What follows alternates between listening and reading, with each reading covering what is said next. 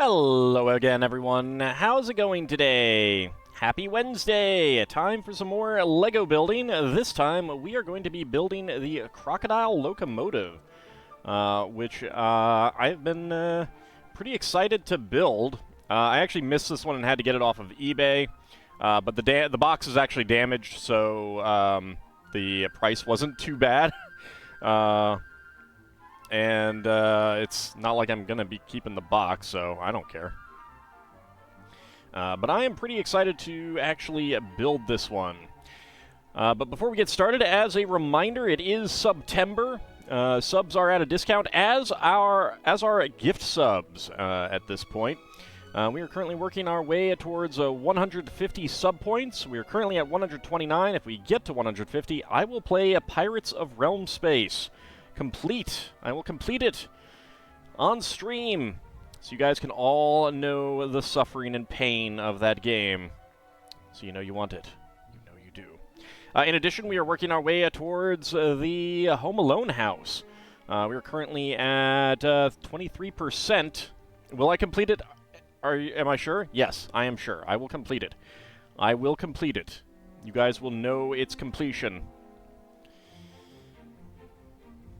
And howdy, Ice Oven and Tidal Rabbit. How are you guys doing today?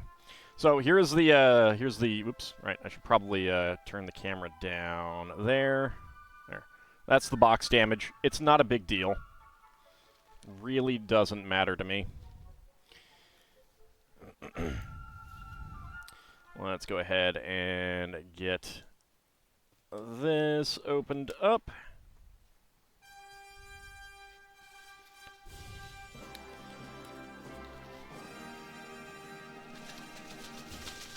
Get out. There we go. I do have something a little special to do with minifigs today as well. So hold your horses for that when we get to that point. Should be pretty fun. It's going to be a little bit different. There we go. Alright. That is all of it.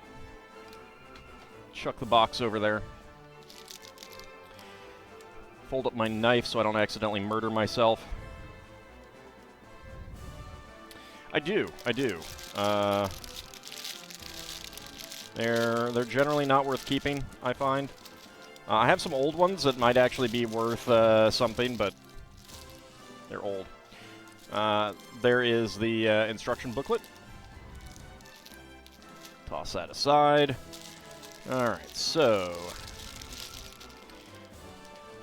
let's go ahead and take a quick look. We'll read some things off. We've got 4 total bag numbers and some special parts. Let's go ahead and put those to the side at the moment.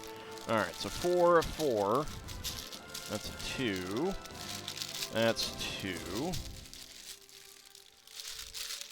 There's another 4.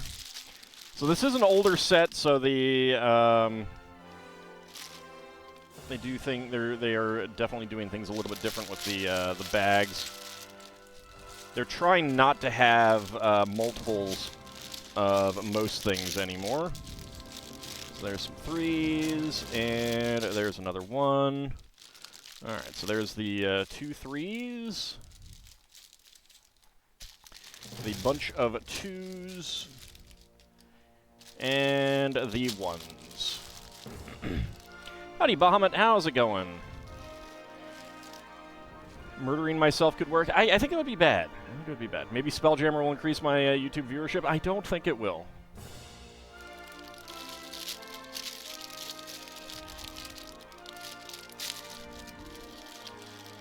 Alright.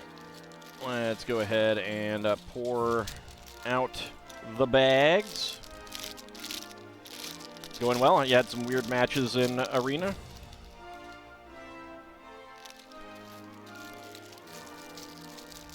There's a bag of dark brown 1x1 plates. Nothing but 1x1 plates.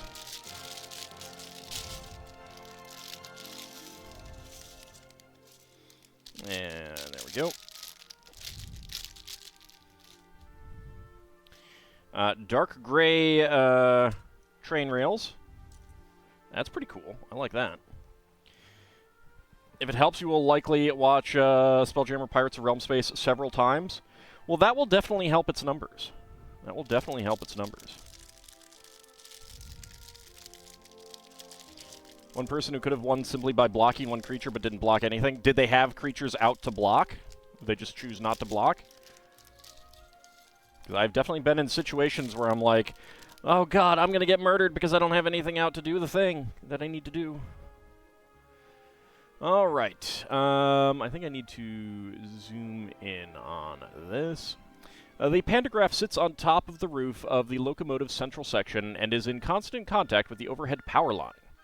With numerous long tunnels to negotiate in countries like Switzerland and Austria, electric locomotives were much preferable to the more traditional steam engines that produced smoke. Oops. Went too far. Crocodile Locomotive. The powerful Crocodile Locomotive was originally constructed to move heavy freight through the steep mountains of Switzerland. The specially designed pivoting center section allows it to negotiate the tightest of alpine curves. Though originally only meant to pull freight trains, this type of locomotive was also used on passenger services and was still in service until the 1980s. This much revered locomotive celebrated its 100th anniversary in 2019. They had 2 creatures available to block? Well. The Crocodile Locomotive was built for strength, not for speed. While it could easily pull heavy trains up steep mountainous slopes, its maximum speed, even on flat terrain, was only 65 kilometers per hour, or 40 miles per hour. With long snouts at either end, it's easy to see why the distinctive-looking engine quickly became known as the Crocodile Locomotive.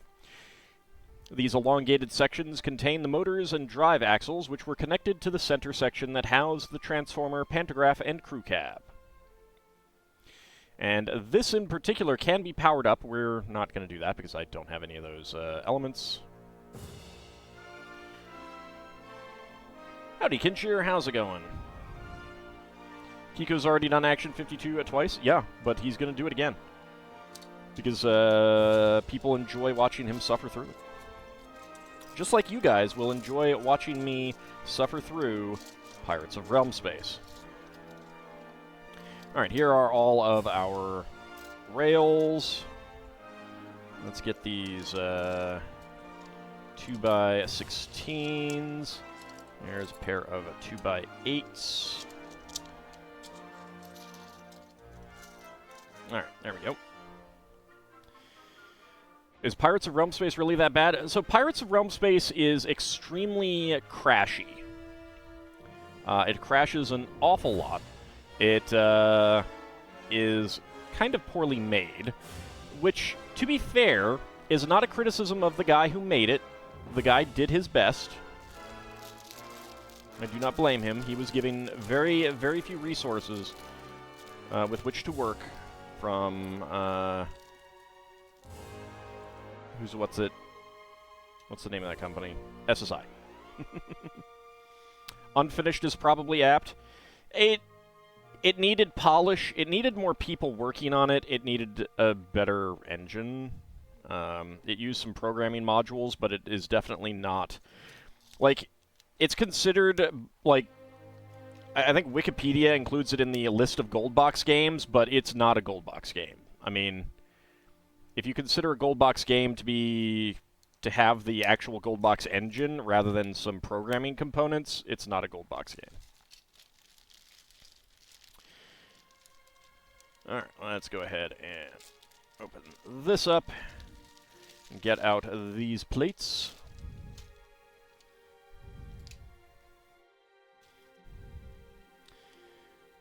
Does it make you eat pickles while playing it? No. You're a bit surprised a company released such a product then? It's pretty much called a either a cash grab or a requirement of their I guess I don't need that yet. Requirement of their license. I don't know the details of the license, but I mean Atari put out E.T.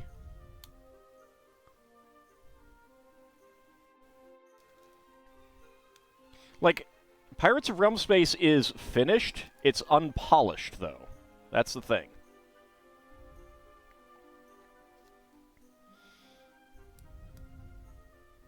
Those were dark times indeed. There we go. Making all of the railroad ties here. You're sure E.T. was a better game than Pirates of Realm Space? Oh, I don't know about that. I don't know about that.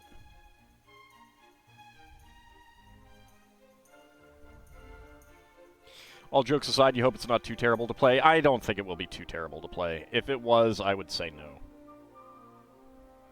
Atari also literally buried E.T. as well. Yeah. Well, I mean, part of the E.T.'s problem was not only was it a bad game, but Atari produced more cartridges for it than there were consoles. In other words, in order for it to do well, it needed to not only sell one to everyone, some people needed to buy it multiple times. It's not a great plan. You've actually played E.T. and it is straight up awful? Yeah. I mean, it was done in 6 weeks. Pirates of Realm Space, at least the guy worked on it for a year.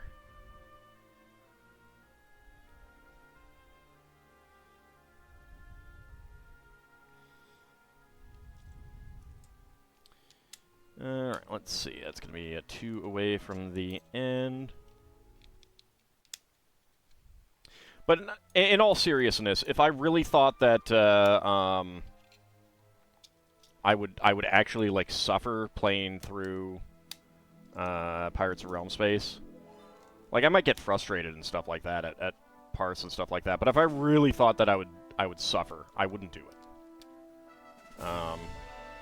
There's an element of like I played King's Quest VII, and that's also not a good game for different reasons. But it is a, you know, like, I went into it knowing that and expecting that, and I just, like, I had fun with it, you know? Even if it,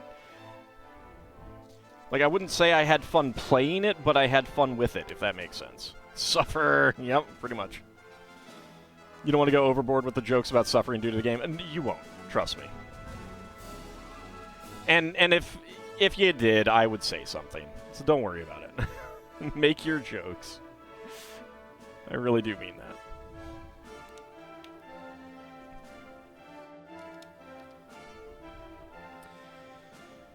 All right. So we go from this step 11, where we put on these two pieces, to 12. Where we literally get all of the rest of the railroad ties. Oh boy. Oh boy. 58 1x1 plates and 28 1x4 tiles.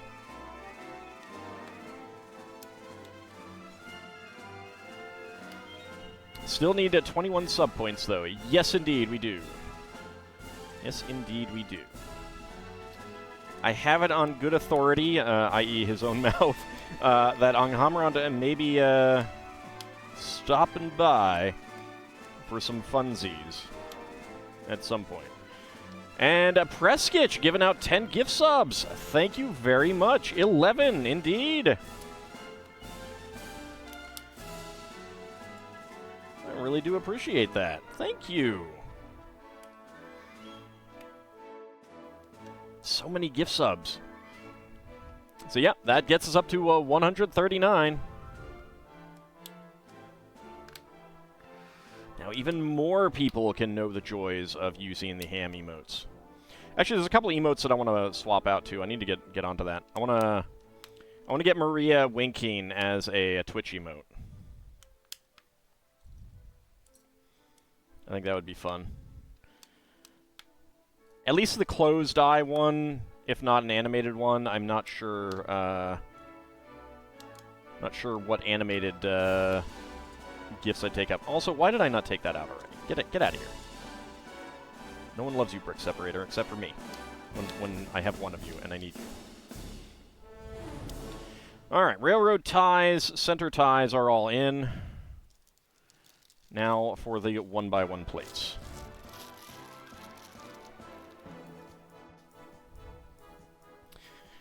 Didn't you want to get both the wink and the damage faces for emotes? I got all the faces. I just need to make them on... I haven't gone back on a Discord yet, because I need to change the size of it. Because I feel like the size on Discord is too small to really be noticeable that she's winking really well. So I'll probably cut out some of her hair, even though the hair is pretty cute. So... But I just need to go in and mess with that. You forgot you could use this. Yeah, that'll probably get a lot of usage in during that stream. You just remember that there were different emotes. You will so need it when I play that. Yeah. Good times. I love using those as eyes. They're great. It's great. You have 20 elixirs in FF5 now, thanks to farming Skull Eaters. I suppose you're not in the right place to go back to the ship graveyard, because that is a pretty good place for farming elixirs. And you don't have to worry about Skull Eaters.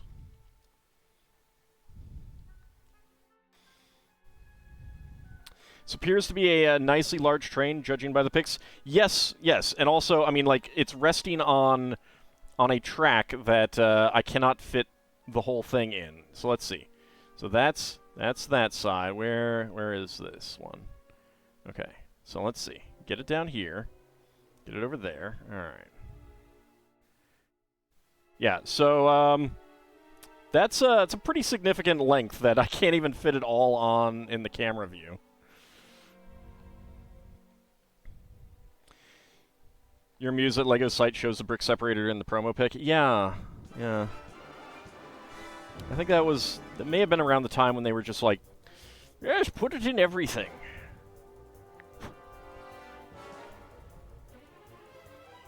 The Skull Eaters are fun to fight. Yeah, they're fun. Unless of course they eat your skull.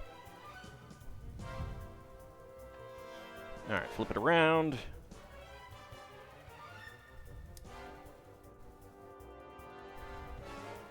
Go.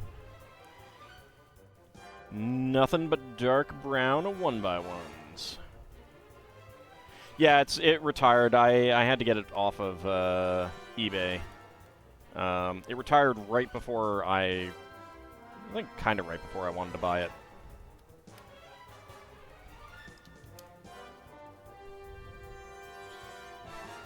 I can't one-shot you. That's fine enough for you. That's fair. But neither can the enemies back at the ship graveyard that you probably can't get back to at the moment. Yeah, I have a couple other retired items to build as well. Some that are soon to be retired that I have not yet gotten to. This bothers you that the ties are 3 separate pieces? I do miss the original ones. I will be honest. And like I think that in terms of actual railroad tie appearance, I do think the 1x is better than the 2x. But the old style would have been like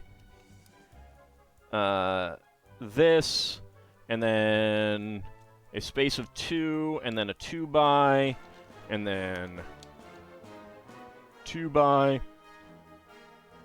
Actually, no. This is what the 9-volt ones are like, where you get a 1x at the end, space for 2, a 2x a tie, a space for 2, a 2x tie. But the actual 4.5-volt, 12-volt ones, which use these pieces, but they use 2x8 plates with some little clips right there, because these had clips on them to keep them in there.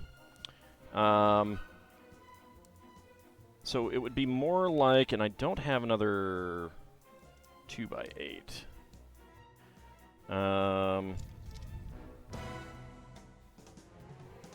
So they were actually like this. So this would be, this is an old 4.5 volt style.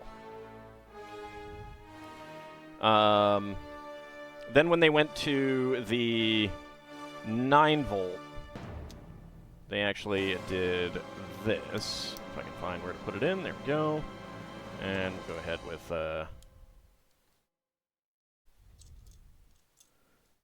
there's a 2x4 here. Is there a second 2x4? There is not. All right.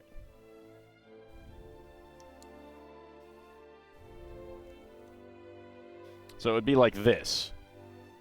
This is essentially the 9-volt style. Dumb question, when you're addressing brick sizes, are you stating the stud count and underside count, or the underside count and the stud count second? Generally, I'm going by size. Like a corner brick, I will call that a 2x2 corner, which is not the official LEGO name. LEGO official name is kind of weird. I think it's like I think they call it a 1x3 corner or something like that. But generally I go short by long is usually how I do it. Sometimes I mix it up a little bit depending on, like, normally for slopes I try to go like with the direction of the slope. So this would be an 8x6.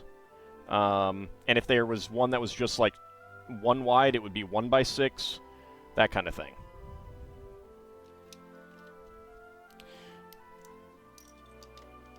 But yeah, I'm kind of surprised that given that we have the classic railroad rails, that they didn't end up making this with the classic railroad style. It's a little bit weird. It's also kind of weird that they didn't just use regular rails, because, yeah, I mean, I'm happy to get these in dark gray, even though they've modified it and it doesn't have the notches anymore, but it's still a little bit weird. I mean, I don't have any of these in dark gray. But yeah, if they had done like a 1x8 for each of the ties, then you'd be looking at 1x1s in all of these, and then you would have, like, the 1x8s are holding all of these plates together. So if they did the ties as a single piece, then they wouldn't hold together right now. All right, flip it over on the underside, and we get brown 2x8 and 10 1x12s. And this is the point where they would be holding them together. Whereas this is just more acting as a second reinforcement at this point.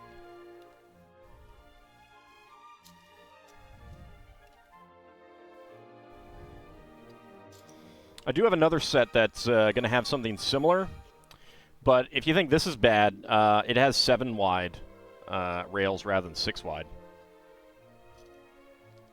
The Harry Potter kind of Ultimate Collector Series train has 7 wide rails, and I think it annoyed basically everyone because, like, this Crocodile Locomotive, you can use it with a regular LEGO train layout, which is one of its selling points.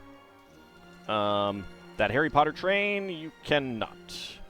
Whereas all of the other normal-sized Harry Potter trains, you can. Needed more of all these colors anyways, right? Yes. Always needed more of all of the colors. Alright. Using...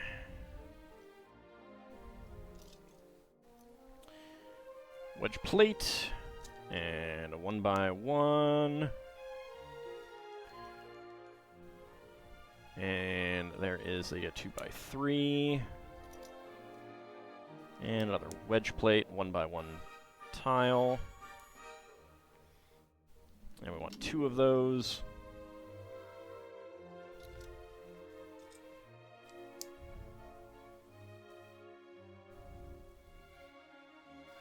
There we go.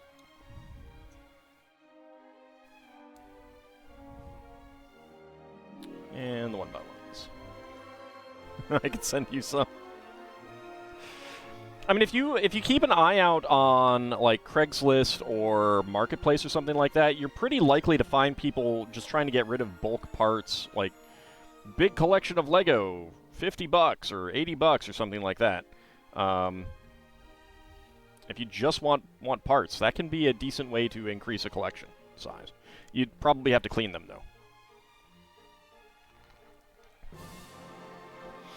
Like, if you don't really care about trying to collect up specific models, specific sets,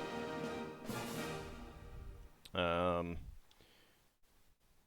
can be a pretty good way of just increasing a collection size. There we go, get those wedge plates in. And let's see, 4... 2x16s. You went through a garage sale and found a large amount of Magic the Gathering cards once for cheap? You sure the person who owned them was really happy about how much they were sold for? Yeah. Like, you're basically just looking for people who just want to get rid of some stuff. And they don't care too much how much they go for. Howdy, young Hummerond, how's it going?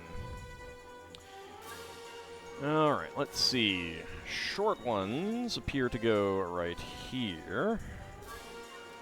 These are 2x12s.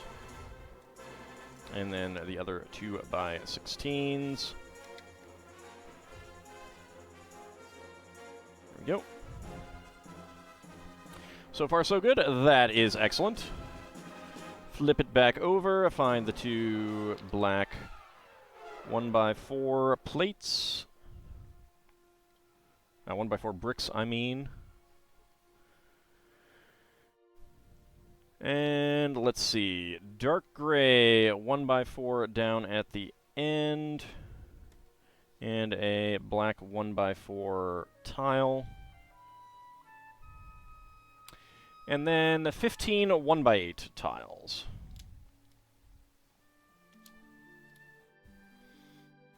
You need about 37k gil. It's a lot. There we go. There we go. There we go, and there we go.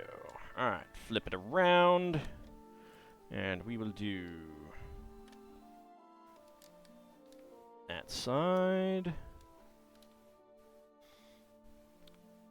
Trying to get 4 rings that are 200k combined. Fair enough.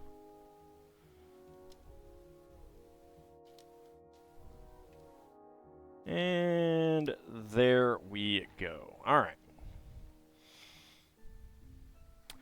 And Hamron gifting out a Tier 1 sub to Bahamut. Thank you very much. I really do appreciate that. That should bump us up to a 140. Alright, turn this back around. And we'll get our 8 train rails on here. Hamron gifting out a Tier 1 sub to Lord Canis. That's 2. That'll take us up to 141. See, told you. Gifting out a Tier 1 sub to Nadaroge AI. Now, if you could just turn the track properly, then you could have the train loop around the Daily Bugle.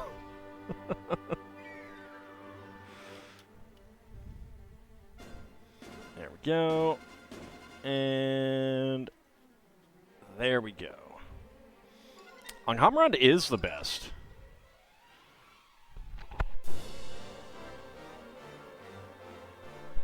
He is a very, very generous person.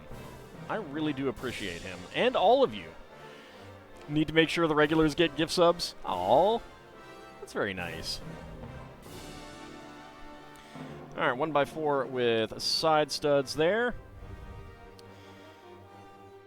And Anghamron gifting out 10 Tier 1 subs to the community. Very nice. Well, alright, saying 147. I think it needs a moment to update. So let's give it a moment. Alright, so we take our 8x6 slope, which, big fan of these. These were actually originally used as level crossing slopes. Let's see if this comes in. So, you know, you put some tiles in the middle and you get a nice level crossing right there. Watch this take off the... Hey, it didn't take off the 1x1 plates. So that's why it has this notch in the back right there, so that it can fit onto the railroad ties. And Ald's Doom has definitely been insured. 152 gift subs. That indeed gets it to a point where I will be playing some Pirates of Realm Space.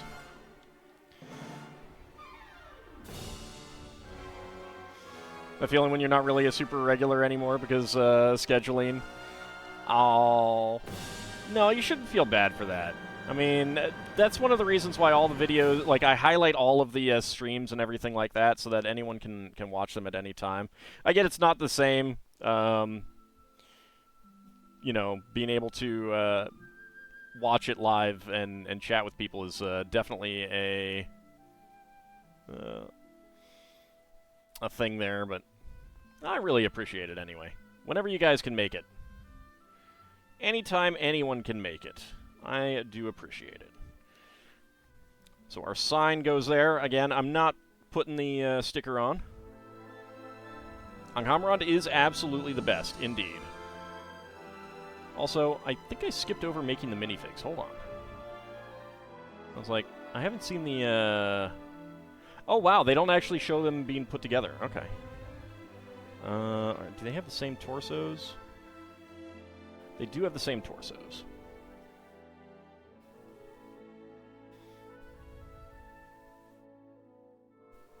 With a sub, you don't get commercials when you watch a stream later. That's true.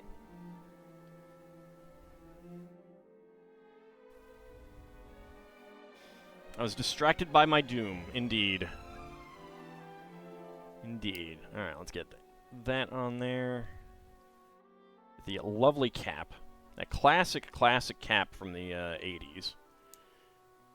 Get lady face and interesting hair. I do not have this hairstyle. So she gets a wrench, and he gets the toolbox.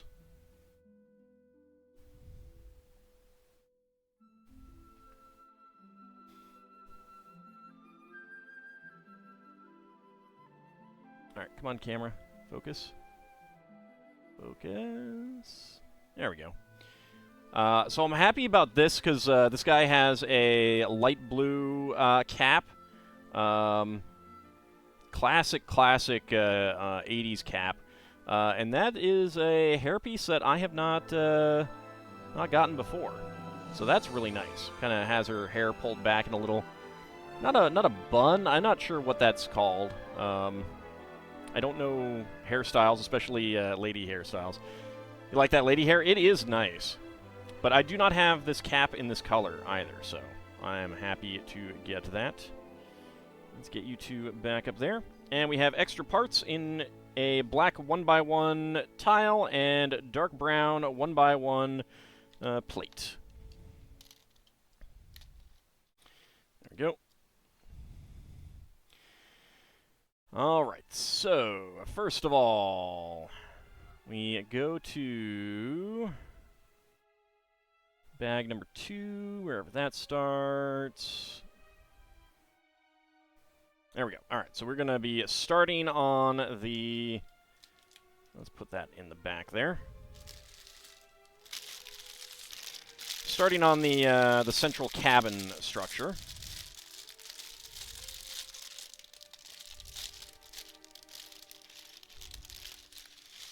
There we go.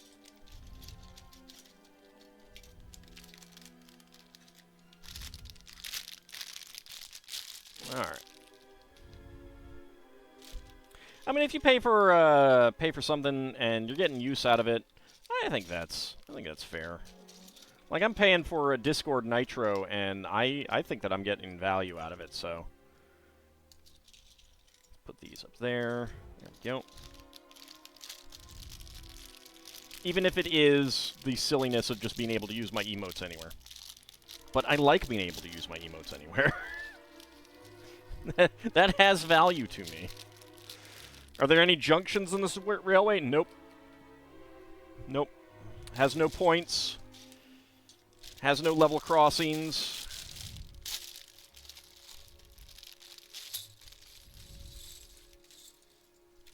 I miss the old Lego Train level crossings as well. Those were always fun sets.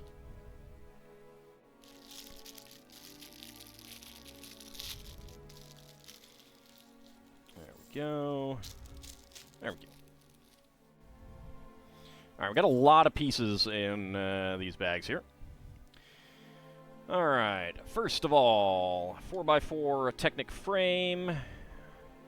Single hole facing up, and we need a friction pin on the side. Because if it doesn't have junctions, it's a bit pointless. I kind of beat you to the joke by mentioning points. Terrible, terrible. All right, get that up. Then we need the one by one Technic beam. Get that there. And push that all the way through.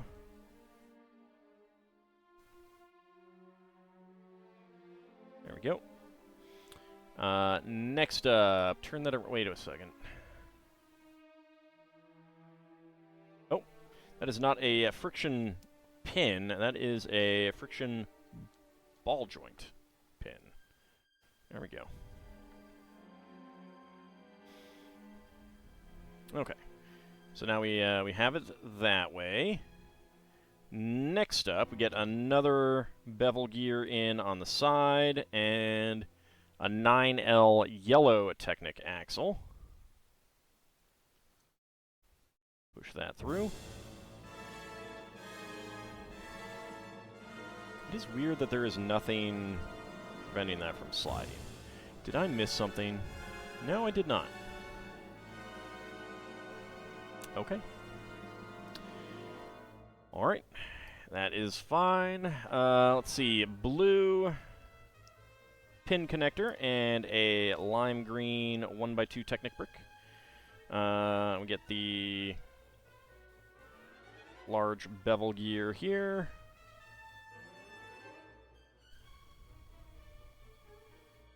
And then a red pin connector.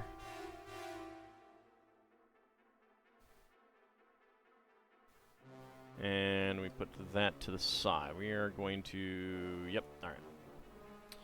Making a second one. Okay, again, that is up. Now I need another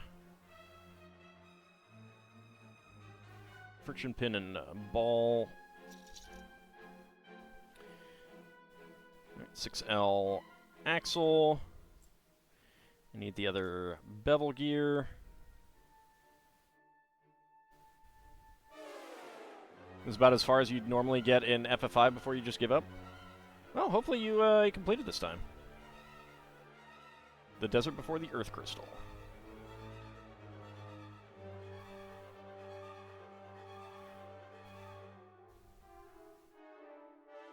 There we go.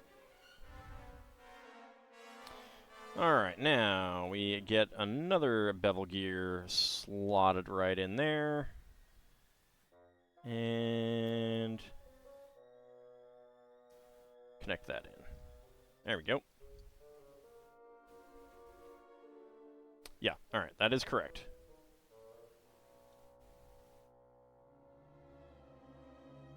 So that's pretty neat. Let's just go ahead and put this up here, because it looks like we're putting that to the side for now. Those are Technic pieces. Yeah, that's all Technic elements. This is a model that can be powered up, as they say.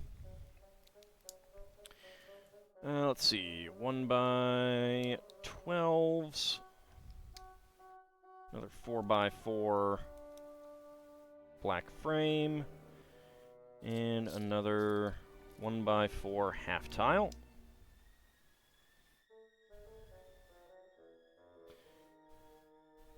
If you'd typed faster than Old Spoke, you'd have been chuffed to bits. Oh. Terrible. Alright, two more Technic half tiles.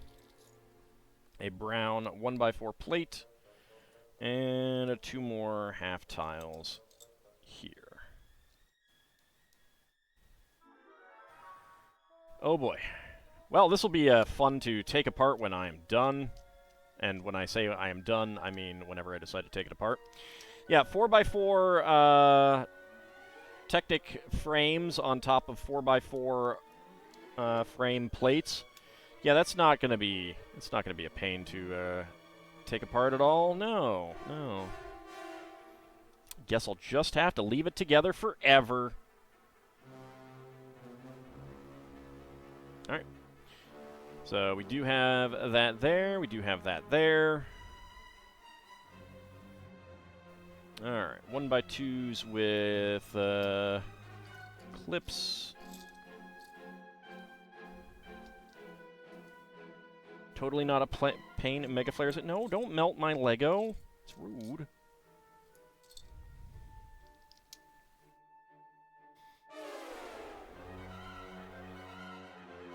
There it is. So here's a fun story. My mother actually bought herself some Lego recently.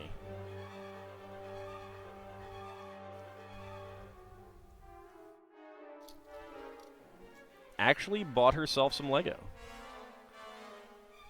I was very surprised and pleasantly so when I discovered that.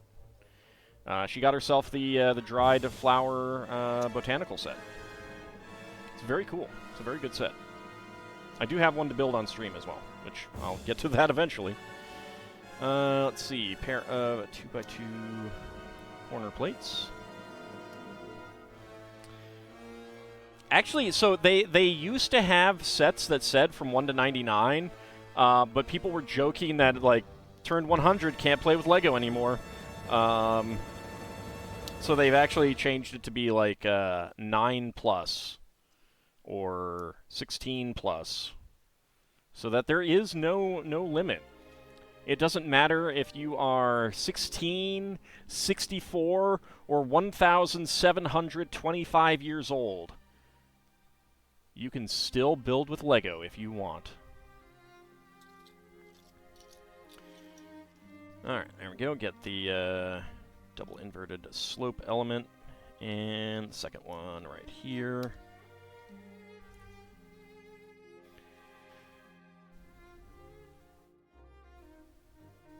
Yeah, Lego sets when I was a kid did have specific age ranges of like 7 to 12 or something like that, which I'm glad that they got rid of.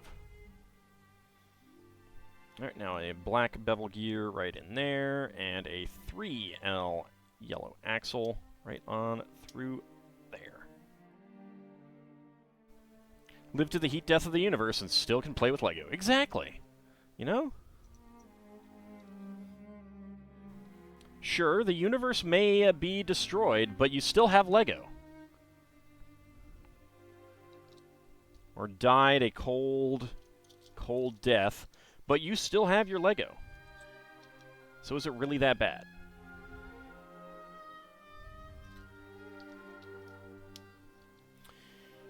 Alright, inverted 2x3 slopes. Plenty of things can destroy Lego. Trust me. Trust me.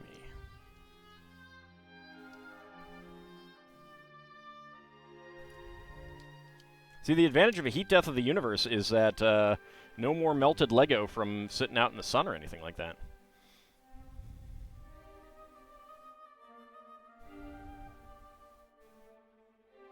Oh, you're this old and you still do this activity? Grow up. How about I don't and say I did? How about those people just go find themselves something else to do? Leave you the heck alone. Let you do what you want. If you ain't hurting nobody, then it's perfectly fine. You're trying to use a G-rated comeback. So was I. Alright, let's see. 2 1x2s.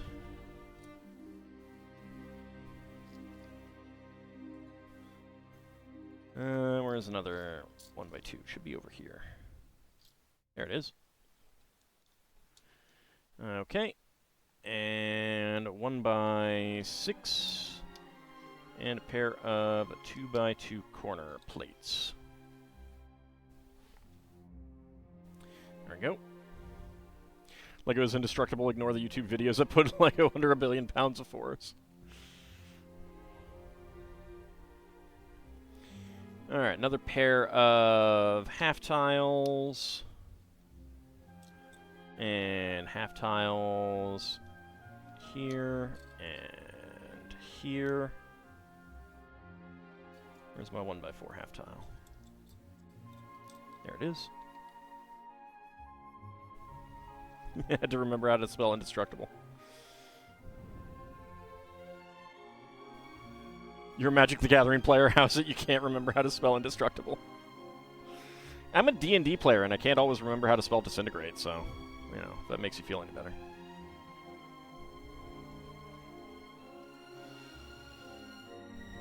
Alright, pair of 1x2 to 2x2 downward brackets right here. We can all spell fireball.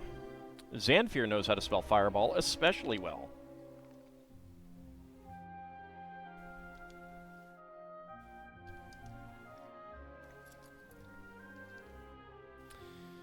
Alright, another pair of 2x2 half tiles here at the end.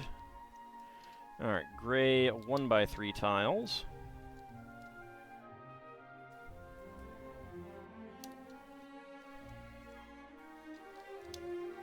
And I need a brown 1x2 tile. There it is. There we go. Okay. Now we have the fun part of some rubber bands.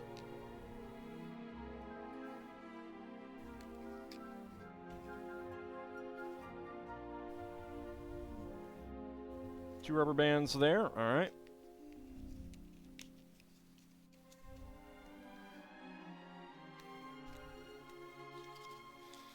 There we go. So that's the first 2 rubber bands.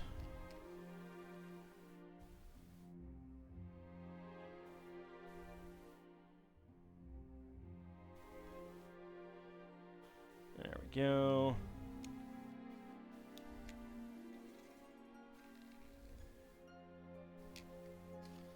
And the second 2 rubber bands. There we go.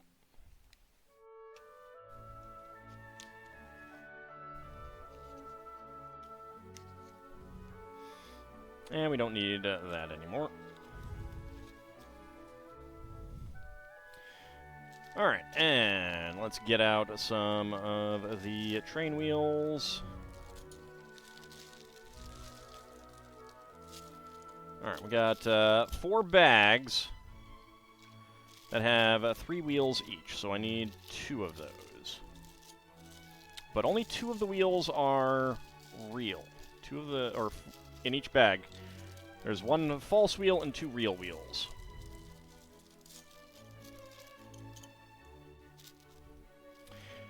Also, I'm sure I mentioned it before, and I don't know why some of these things are like this, but these perforated bags with the holes, which it's really hard to see on the camera. This is the way all Lego came back in the 80s. I kind of miss these bags. They have a certain feel to them, and I miss that. I miss that so much. Feels good, and they're also easier to open, I think. Not bubble wrap, no. They have holes in them, not bubbles, not pockets of air. They're perforated. Yeah, so the Lego inside can breathe. It might have actually been so for kids, I don't know. Like in case kids swallow them or something like that. So here you can see we've got a train wheel. It's got the rim there, but then you got the fake wheel, false wheel, which is just flat. And the reason that they do that is because you can put them really close together like this, and have 3 wheels, but otherwise you can only get them like this close together. But we don't use these false ones, and these rubber bands fit in here, and that's to give them traction on the rails. So these old rails, they're toothed, they're serrated. All right, come on, focus. So you can see the serrations on that. The rubber bands would catch on that, and that's the main friction, force of friction on driving the train wheels.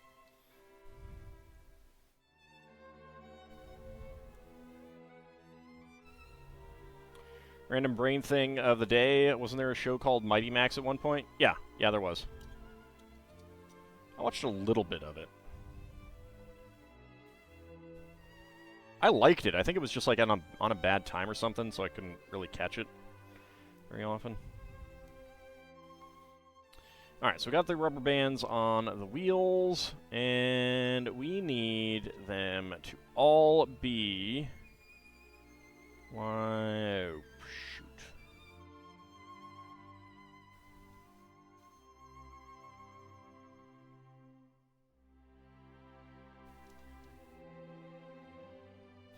These are not lined up. How do I do that?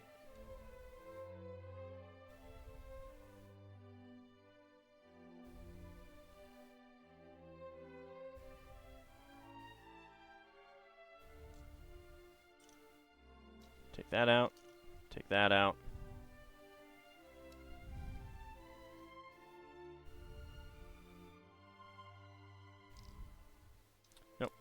Nope, nope. Probably help if I'm not holding on one of those.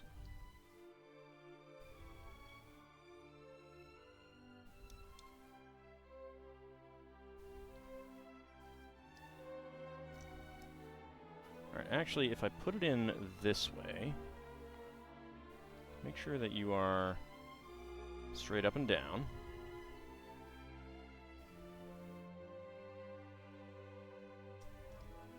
I don't know if it matters, but it might. If there's any crossbars. The fact that there wasn't an element that basically said, make sure that it's this way, does make me think that it doesn't matter, but I want to make sure. There we go. Alright, so...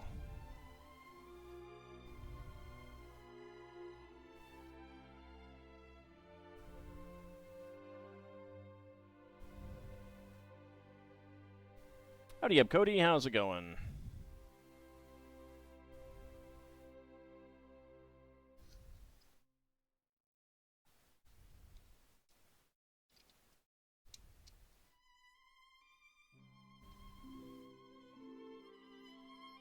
There we go. Got it.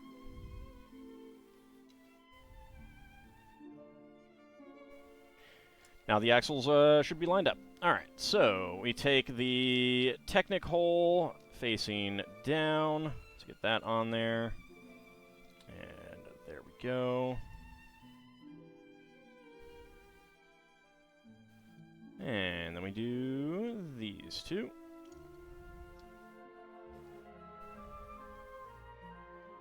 And Anghammerand has gifted a Tier 1 sub to Ab Cody as well. Well, thank you. I really appreciate that. Alright, next up we have a 2x3 tile with printing and a clip and a 4L bar goes in on the underside. And do the same on the other side.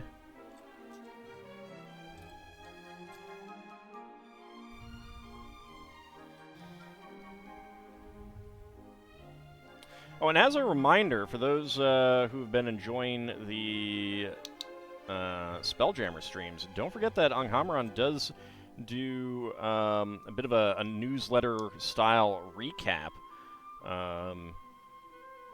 for the older adventures and stuff like that. You should be able to find those on the view pages and on Discord. I believe a link is pinned, so go ahead and check those out. Quite a bit behind. It's fine. I mean, you know, you're doing that out of the kindness of your heart and a free time kind of thing, so do not feel bad about that. You'll get back to it when you get back to it. I know that everyone who has checked them out does appreciate that. 100 bits at domicile in solitude.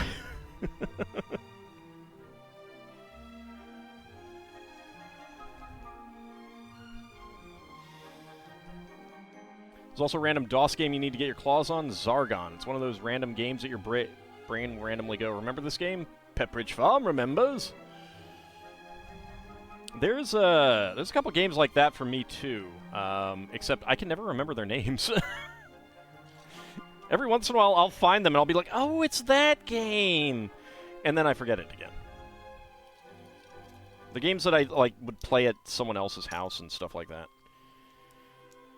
Alright, brown 1x4 plates, and a gray 1x4 Technic bits, and Title Rabbit. We're doing bits now? 500 bits, thank you very much. Well, I mean, we are working our way towards the Home Alone house, so yeah, bits are always good.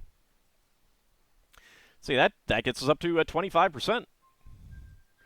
Thank you. Zargon and Zeliard are the two from when you would go over to your cousins. I don't think I've heard of Zargon. I think I've heard of Zeliard. Is that kind of a side-scroller type game? Maybe I'm thinking of something else. All right, I need to make 2 of these.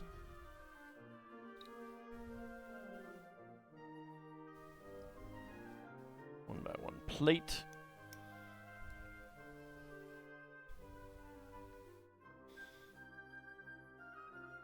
And more bits from Anghammer on 300. Zeliard is a side-scroller, have to depetrify a princess. Yeah, I've never actually played it. I do remember seeing that. Is that from a subsidiary of Sierra? Like Dynamix or something?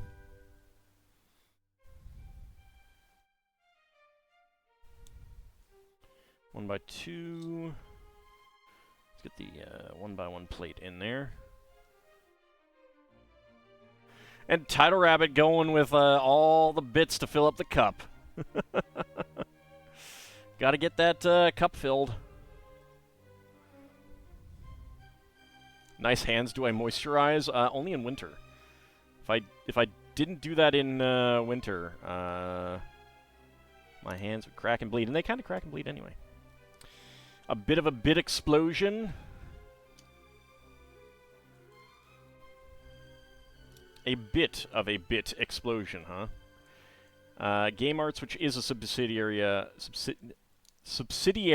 of Sierra. There needs to be different words for that. Alright, another side stud brick, and 1 by 1. Yeah, so I think I saw the ads for that in like the Sierra online magazine that they'd send out, which I do have some copies of. I should see if they're worth anything. Subsidiary is a tongue twister when I'm trying to also include the word Sierra in the list, in the mix. That was 67 bits from Title Rabbit. Very nice. Remember a planet exploration game on the Tandy Color computer that had a wireframe art? You think it was also on the Commodore?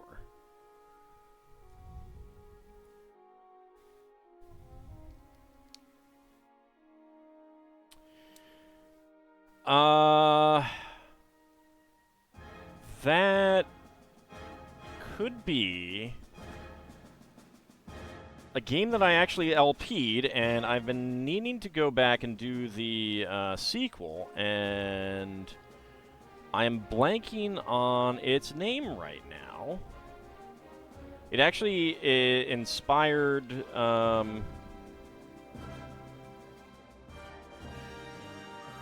not only Star Control, but Mass Effect as well.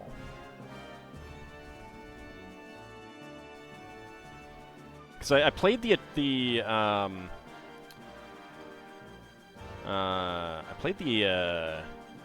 Amiga version. Dang it! I just had okay. Hold on, because I just had a comment about that on YouTube. Give me a second, because it's gonna stick in my head until I figure out what that game is.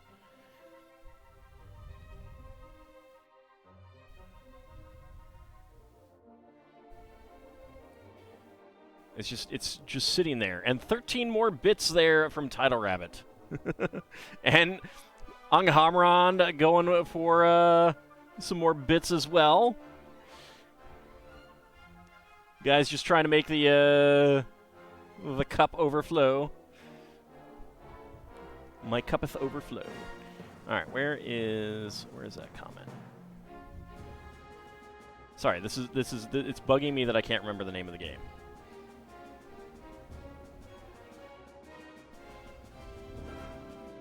Because I do need to go back and play that one. Play the sequel. Starflight.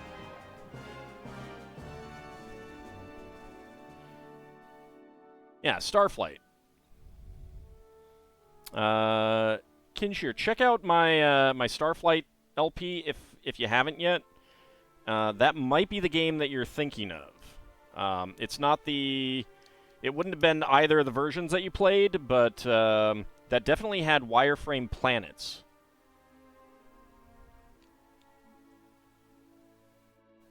That's how they kind of made it possible to fit all of the content in that game on like a disc or two. I'm glad you guys are having fun with the Bit Cup. That's why I put it there. Fill it up, make it go boom.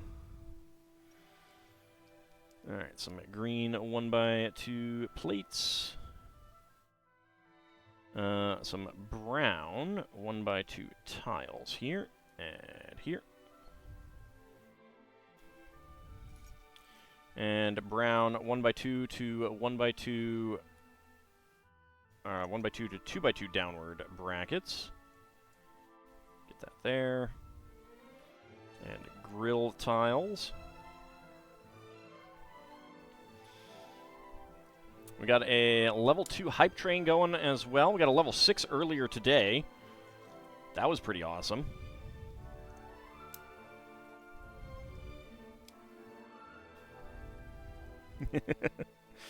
You do like the Bits Cup, but you also really appreciate all the content I create, and I deserve all the bits and subs anyway. Aw, thank you. Well, the nice thing about the Bit Cup is that you can do the thing that you would probably do anyway and have a little extra fun with it, you know? That's the advantage of that.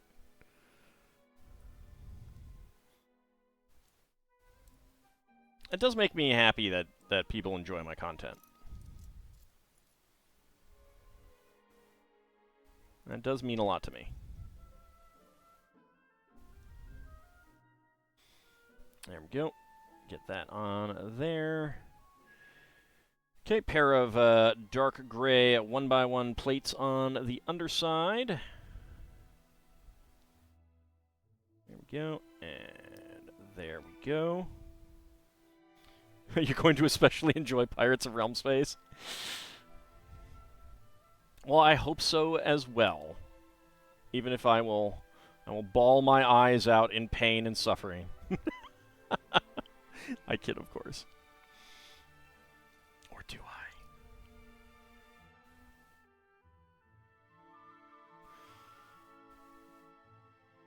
I? I'm glad that you guys are looking forward to it. I'll recover, it'll be fine. Will I? I don't know. I mean, it might irrevocably traumatize me. Cause me to suffer flashbacks, PTSD, whenever I see a picture of it. Hopefully the version has some patchwork to keep it from crashing. I do have the Steam version, so I will look at that. And honestly, if it doesn't, I mean, that's just going to be kind of part of the fun and charm, right? The constant crashes. Just make the future streams more entertaining. See, I knew some of you would say that. All right, let's see. We got 1x2, 2x2 tile with some printing on it. See if that decides to focus. Yep, there we go. I think it's giving like the tonnage and stuff like that.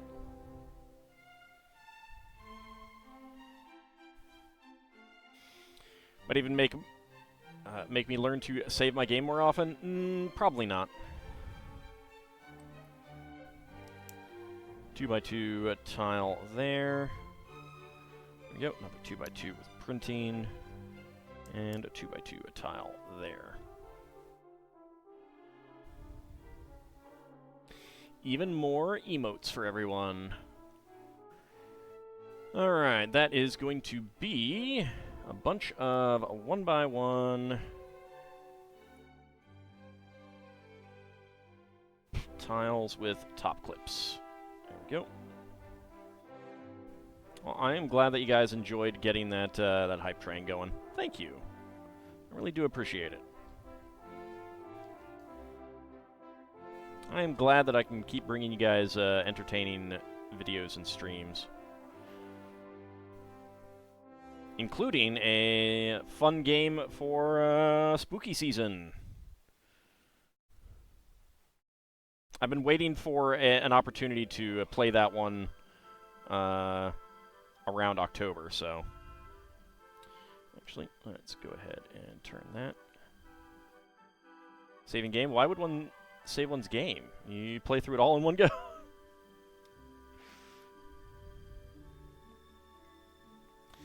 There we go. And now we do the other one.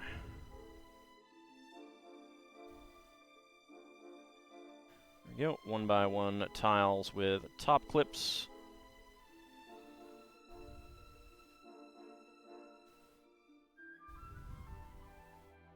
There we go. And on this side.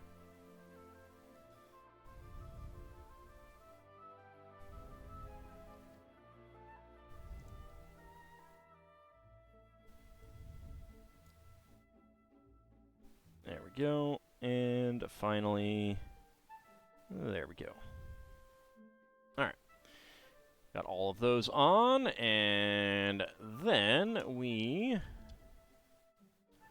Let's see. That is... Yeah, alright. Right there. all across there. There we go. Then we do this side.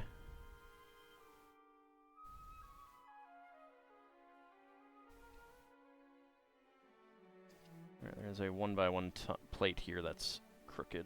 Let's see if I can straighten that without too much work. There we go. Alright, 1x6 gray brick and 2 1x1 bricks. The experiment you're doing in CK2 is going well, provided that your vassals stop trying to interrupt your experiment. Oh, you know vassals will always try to mess up your plans. That is the job of vassals. Choo-choo indeed. We had a hype train while we build a train. Alright, then we get the details of the train engine on here. There we go. Got the locomotive number there. That's pretty cool. I love that little detail. We looked it up. It was called Coronis Rift. Oh, okay, so it wasn't Starflight.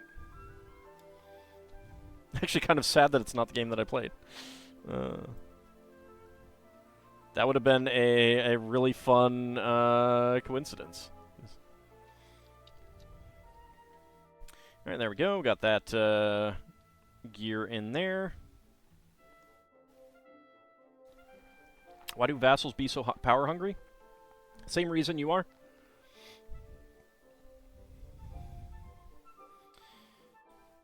Alright, let's see. Two 2x2 corner plates, another 2x2 half tile, and 2 1x1 tiles.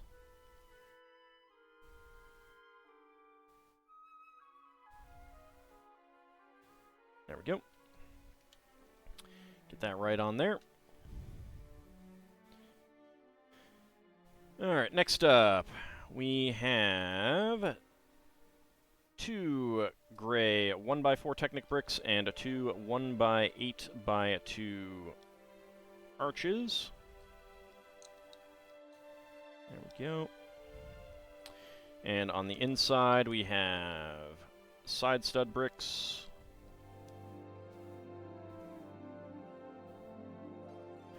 Black 1x2 plates with horizontal clips on the ends, and then the dark gray 4x8 plate there in the middle.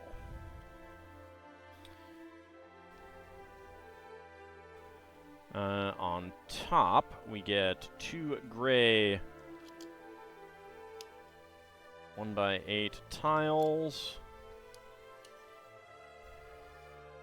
dark gray 2x2 tiles with center studs, and 2x2 cylinder tiles with holes in the center and fan patterns. Pretty neat. You're not power hungry, you're simply content waiting for people to recognize your rightful claim as a Dragon God King? Yeah, no, I mean, it makes sense. Makes sense, right? And if they don't recognize it, I mean, you just gotta show it. Show them how wrong they are, right? Alright, underside. Take these pin connectors and get hubs on them. Wheel hubs.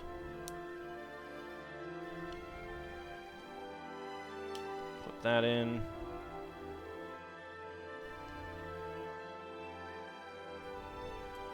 Yep.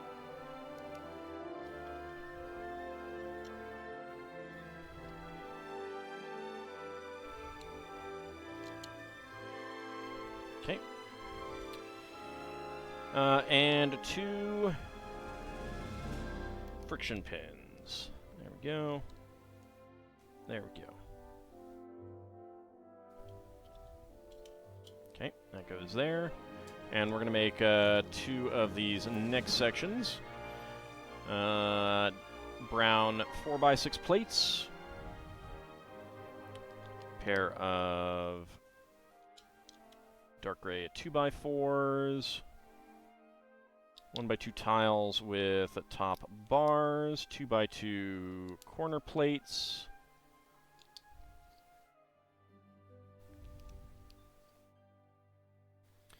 There we go.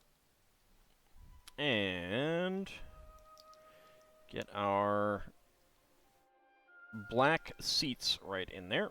There we go. Dark gray, a 2x2 tile with center stud. Which I'll note, the official LEGO name is jumper plates for any of these offset stud elements. I was watching Lethal Feline's Mars First Logistics LP today. In his episode, he did a side mission that his reward was going to be a jumper piece. And he got really excited, and I'm thinking to myself, I bet that's a jumper like a Lego jumper where it offsets something. And lo and behold, he gets there and he was so disappointed because that's exactly what it was. It was not a thing that jumps or causes you to jump or anything like that. It was basically a Lego jumper plate. I imagine that's a manufacturing thing. I don't know. Either that or the people who made that game like Lego, which, considering what the game is, doesn't surprise me.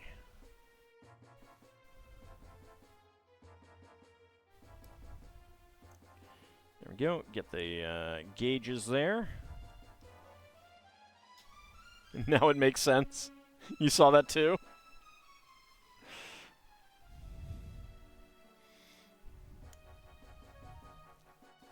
I could hear the disappointment in his voice when he got the item and it wasn't what he thought it was.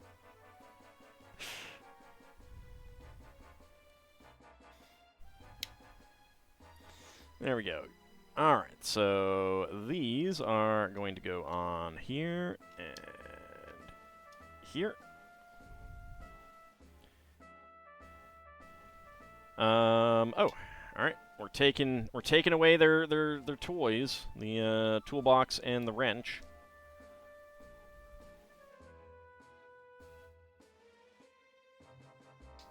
Toolbox on this side. And the wrench on this side. That is actually a very smooth transition right there. Alright, and we stick that right in there. Okay. So this gear doesn't actually connect to anything right here.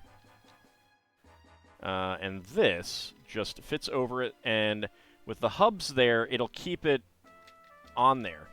I believe this is so that you can pop it out and replace those elements with the power-up features, the motor and battery box.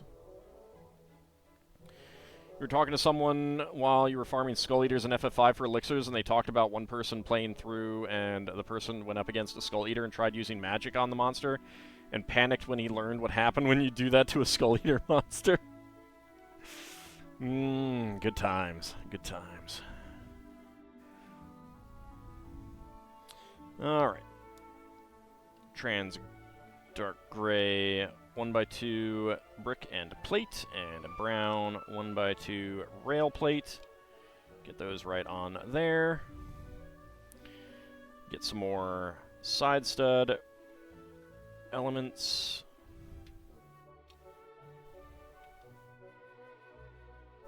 It summons 5 more Skull Eaters for reference. In other words, that's what you do to grind, right? And 1x1 side stud elements.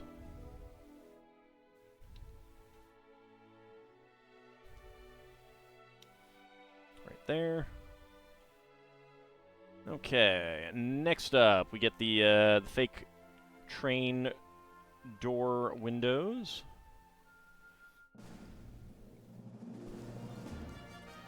Side studs with plates on them. That's 2,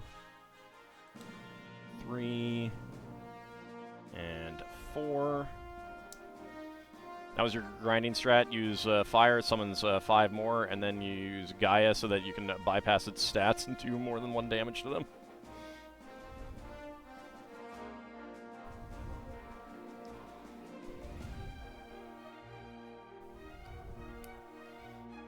There we go. There we go. And finally, there we go. So these will be basically fake windows on here.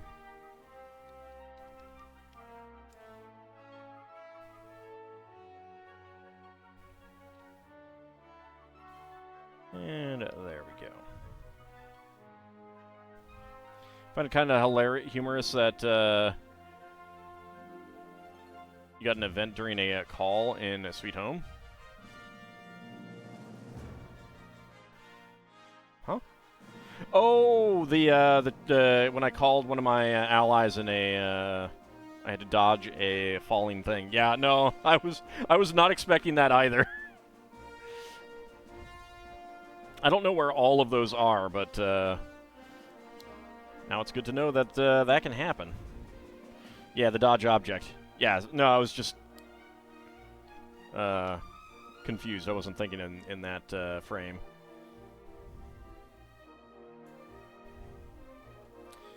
There we go. And there we go. Alright, and then 4 rail plates.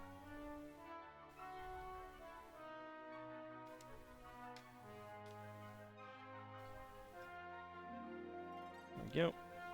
There we go. And there we go.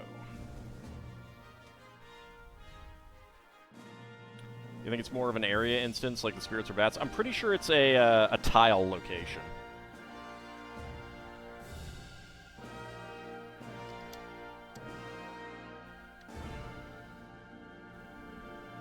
You walk on this tile and you have to dodge a thing. Just rewatching my the Breaking Free LP on YouTube. The Byzantine Empire rulers were funny as heck. That was a fun. That was a fun co-op game. Yeah. All right. Let's see. Then 1x2 grill tiles up here, and 6L bars with stops.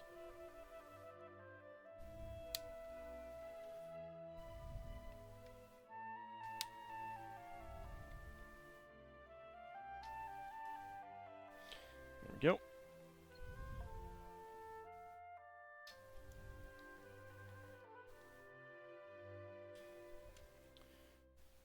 Like here, you have the theme of this place for 6 months. Okay, you've had it long enough time to give it to someone else for 6 months. Yeah.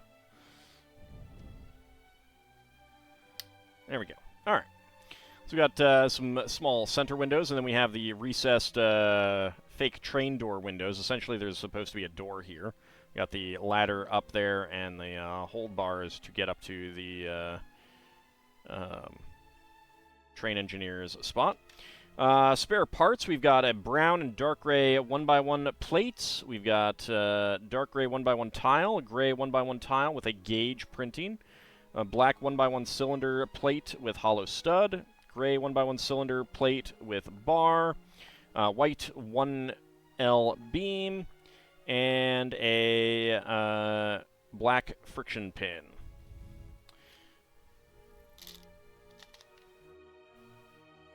Has the Inventini space given me fits yet? Oh, no. No, not really. All right, so that is through that bag of this.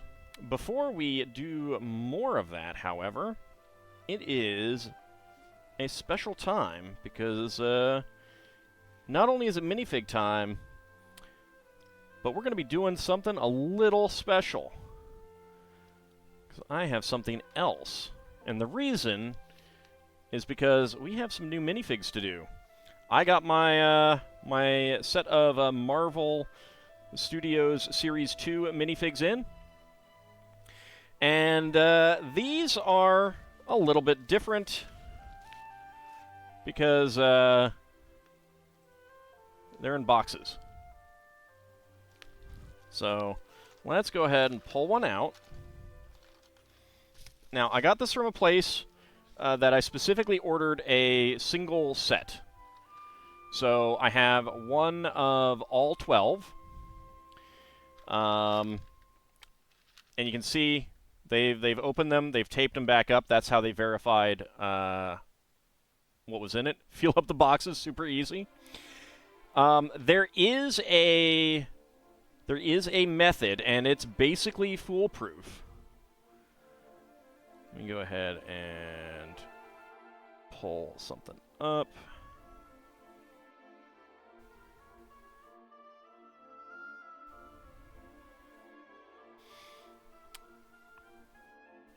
So there is a weight guide. You can get it at Jay's Brick Blog. I'm sure there's a couple other places that have done it. I'm gonna put this into like a PDF or something like that for next time. But we have weights. But I'm not going to weigh it just yet because it's fairly foolproof. Now, the fact that there is some tape and the weights are actually like we got 17.4 up to 21.9 grams. There's not a huge difference between them. So I can kind of do this basically guaranteed with the weight thing. I got this off of Amazon for like $11. Just a small pocket digital weight. So if you're looking to, you know, especially if they stick with this, they may change it up, who knows. But they'll be doing this for a couple series. But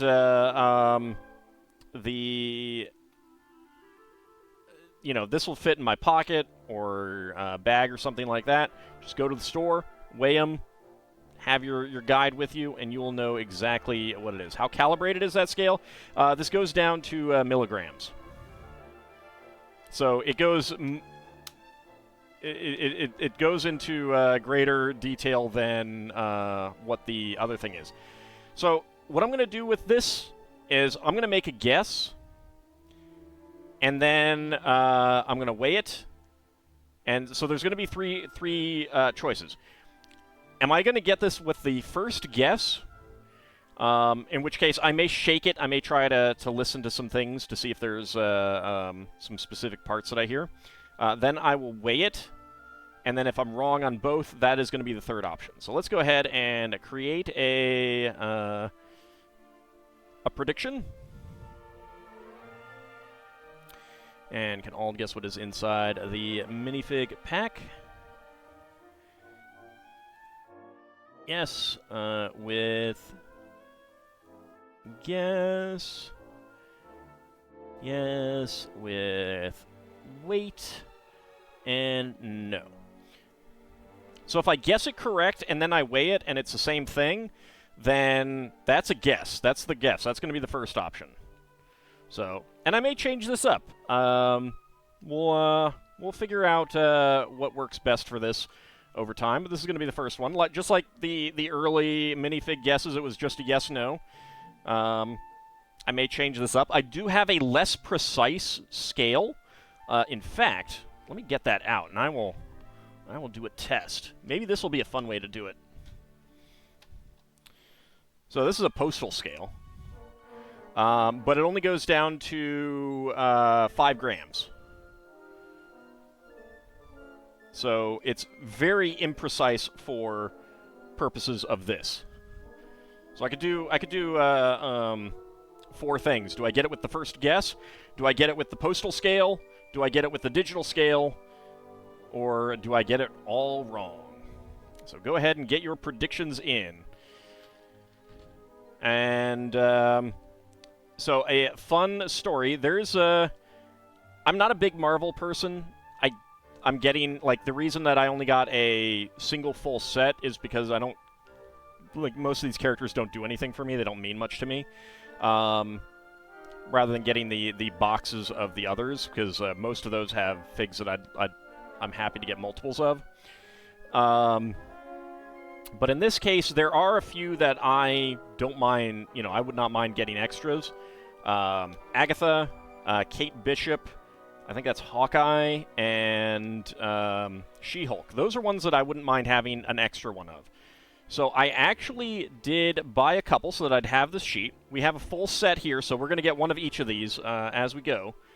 And somewhere around here are minifigs that I got. Did I put them someplace? I did put them someplace else. Anyway, so I went to the store, and I did not have the scale yet.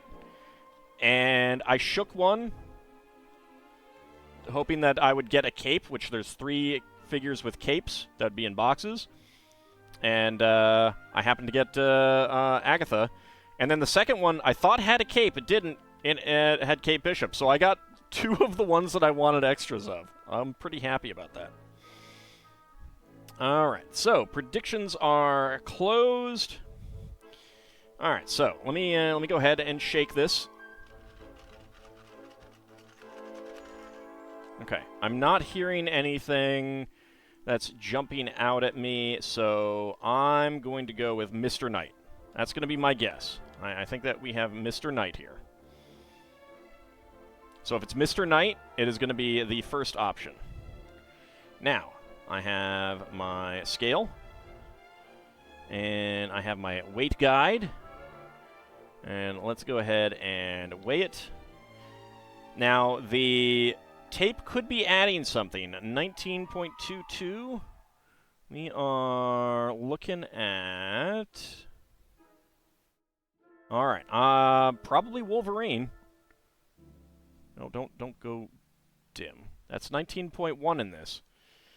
All right. So the scale indicates that it's Wolverine. Let's see which is correct.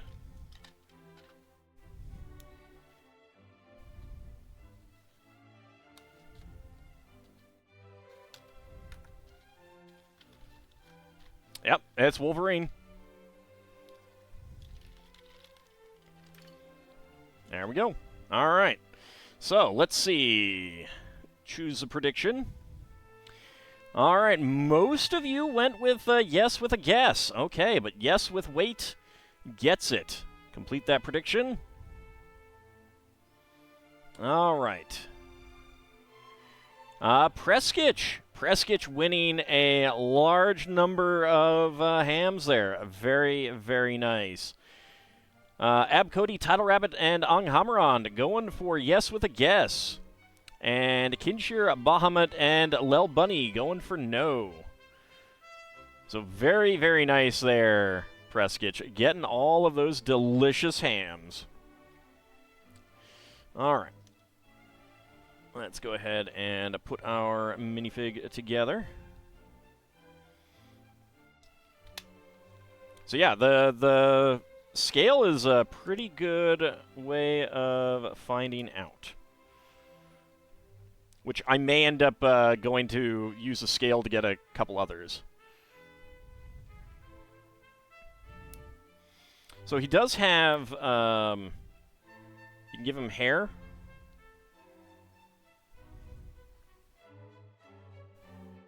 And this is Wolverine from the 97 X-Men TV series.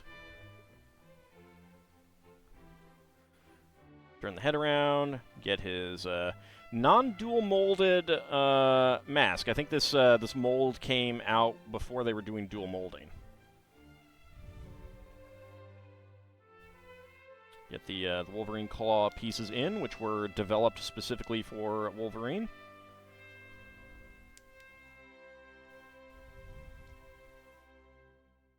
And we can get him with a bit of an action pose.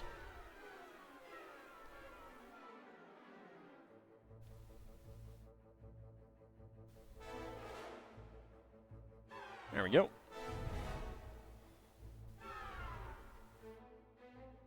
So, I mean, it's a well-done figure, but there have been a lot of Wolverines.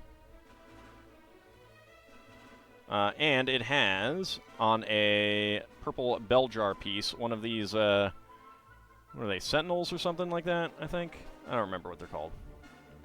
Focus, thank you.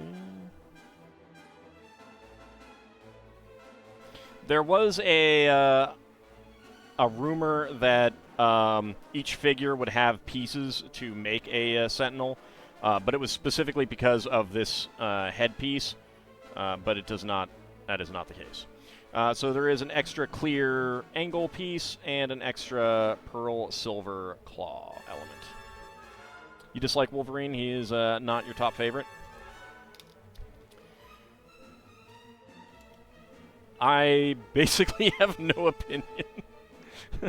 It has been a very long time since I watched any of them. I thought Hugh Jackman did a pretty good job at playing him, but that's about it.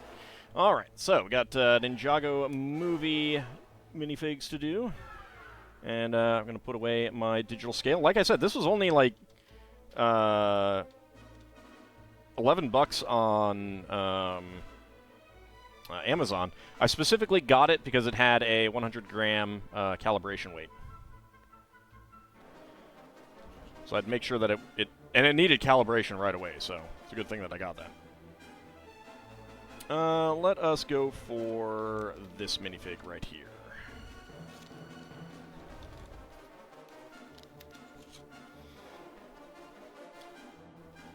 All right.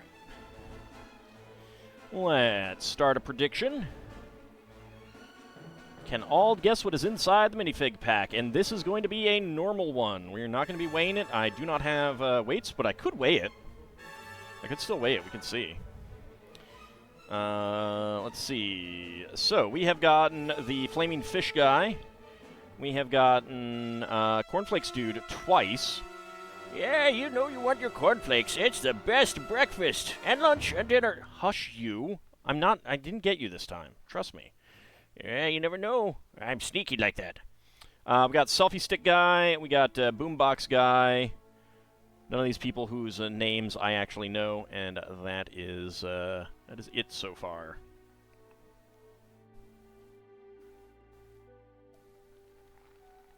So we shall see what we get.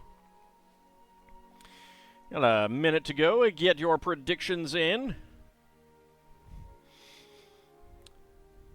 Your favorite X-Men tends to be Henry McCoy, Gambit, Nightcrawler, Colossus, and a few others you can't remember. Could also give you a giggle gleefully and assemble the Monster Squad. I can only assemble what I get. Yeah, I don't remember the X-Men TV show that well. I watched a fair bit of it, but it was just more of a because it was on kind of thing, I think. And I've never gotten into comics, so I'm not a comic book person. All right, about 20 seconds to go. Get your predictions in. Can I guess what is inside the minifig pack? Should get my timer up because I actually need my timer this time.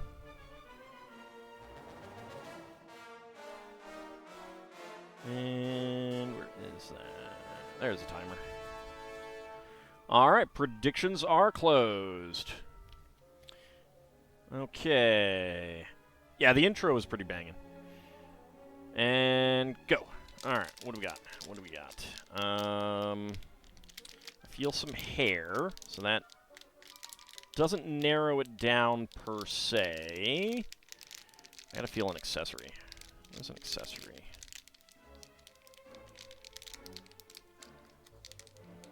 No, that's a head. That doesn't help me any.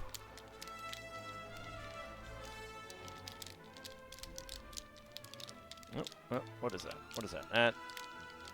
That's legs. That doesn't help me any either. Minifig, I need your accessory. Where is an accessory, please? Please tell me that you have an accessory somewhere in here.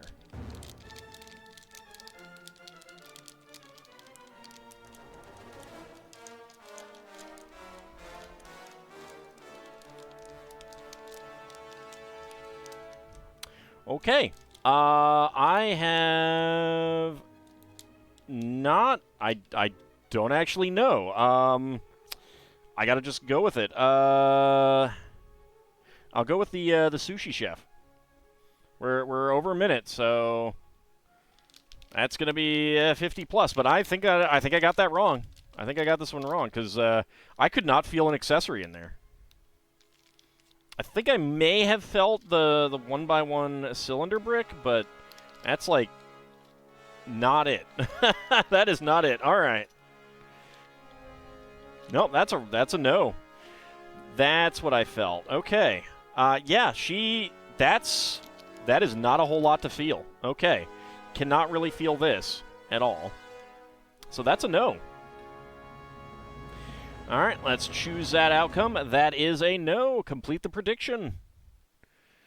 Who's getting the hams? Bahamut and Lel Bunny getting the hams there. Disappointment. Let's see. Prescott Chidong Hamaron going for 50 to 60. Ab Cody going for 20 to 50. And Kinshir going for within 20 seconds. I could have sworn Title Rabbit would have been voting against me there. She does have no confidence in me whatsoever. I'm surprised. She could have gotten so many hams. All right, so 1 and 2. You went downstairs for a drink at the wrong time. You know what? That's it's fate. It's fate. I always miss them when you're not around to get them. You know? See? You have so little confidence in me that you go to get a drink just when you would have won. Tisk tisk. Tisk tisk. You don't care about hams, just like my reaction to betting against me. Oh, terrible. Alright, let's get the plastic cloak. I'm kind of surprised that this is plastic and not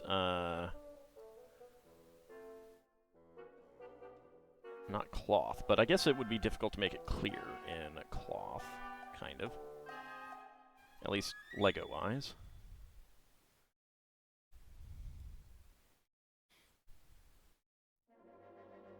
There we go. Let's see. We only have one face. There we go. Get her hair on. And get her legs on. I have no idea who this is, but she has an adorable bubble tea cup.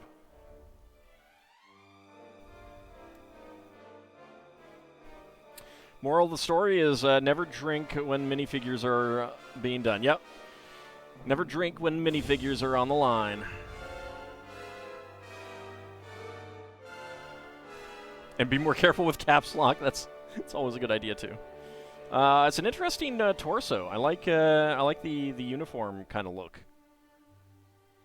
That could be good, like even with different legs and stuff like that. That's cute. That's her hair.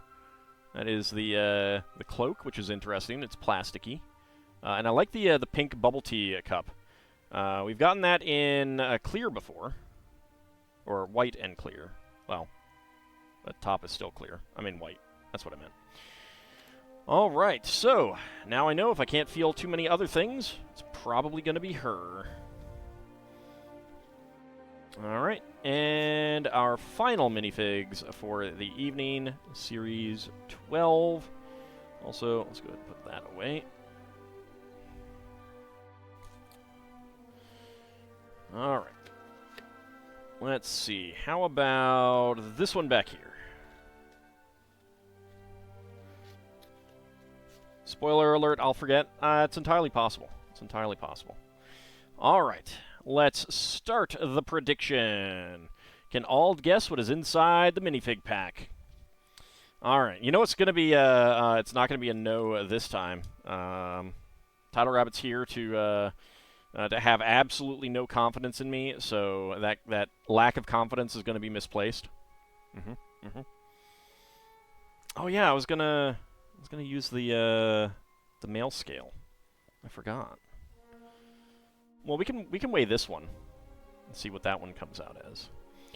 You know what? In fact, let's see how this kind of stacks up. I don't know what any of these weights would be, so you don't know what to bet on.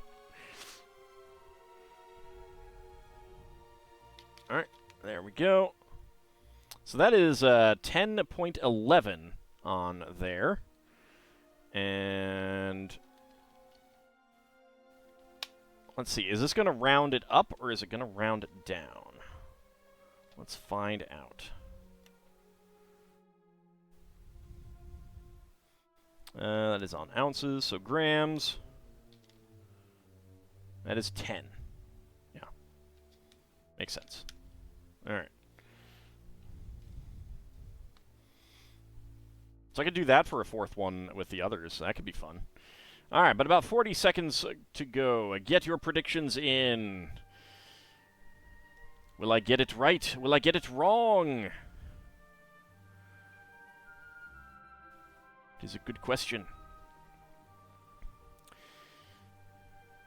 I better get it this time because you were nice.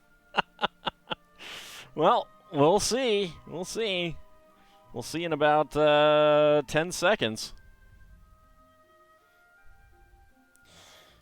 Love how you guys just pile on the hams one after the other. Oh yeah, you know? You gotta keep. You got that. That's why there's that 2-minute time, so that people can keep trying to one up each other and get the most hams out of that. Vote of no confidence. Ah, terrible. All right. All right. Timer is ready and go. All right. Let's see. What do we got? There's a head. There's a torso.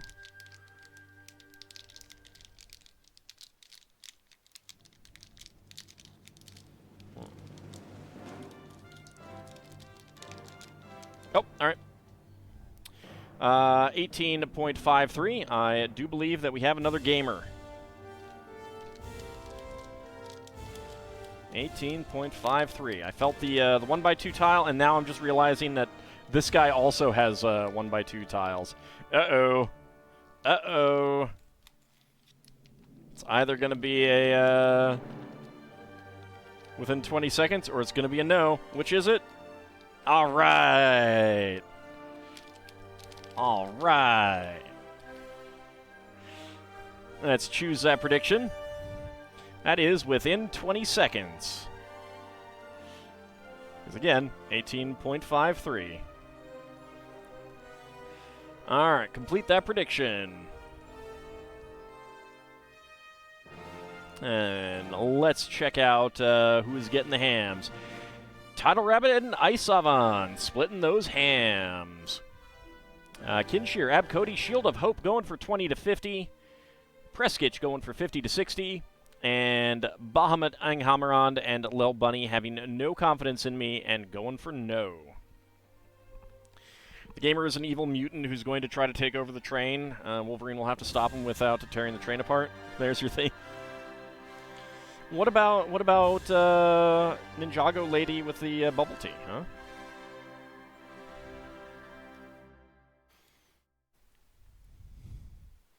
There we go. And this guy's clearly an NES player. Like,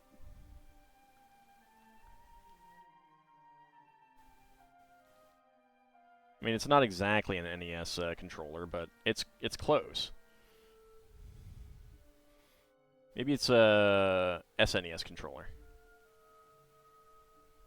There you go. We got a Player One shirt, nothing on the back. Some pockets, a little keychain with a USB stick on it. There we go. So we got another gamer guy. Still some that we have not gotten in that set. All right, let me go ahead and put this set back in the corner. There we go. Put these away, and we will go ahead and get on to bag number 3 for our train.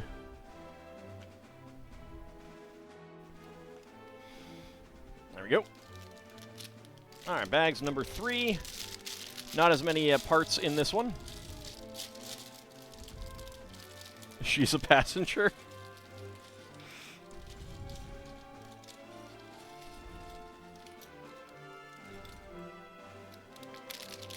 There we go.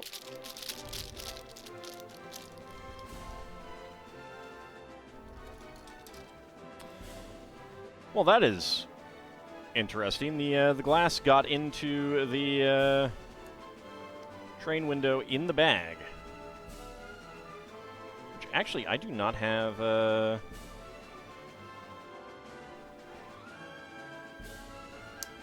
Yep. Yep. That... Nope, that's not pushing it. There we go. 2x8 over there. 1x12 over there. Alright, Bahamut. Thank you very much for coming on out. Have a good rest of your evening. Let's get that out, and... Ooh, red whips. Neat.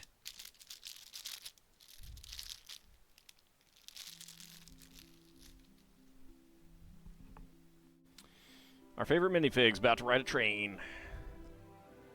Alright, let's see.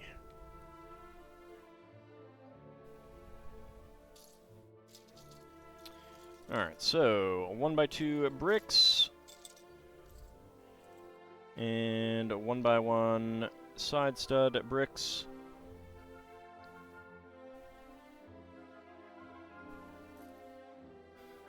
Let's see, where is the other 1x2? There it is.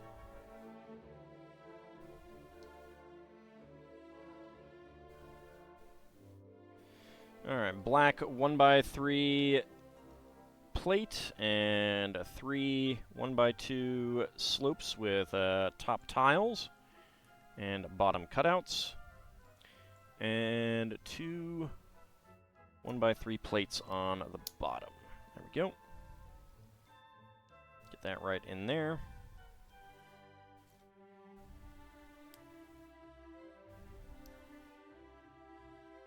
So I'm not sure if these windows have been used on anything else, but I really like them. They're pretty neat windows.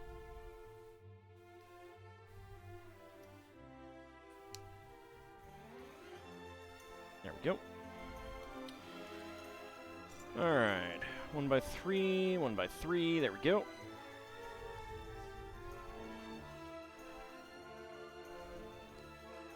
Get these slopes on.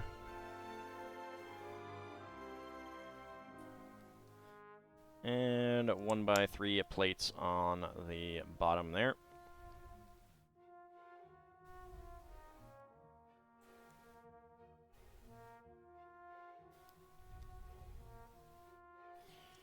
Alright. And then the pair of 1x3 plates on the bottom.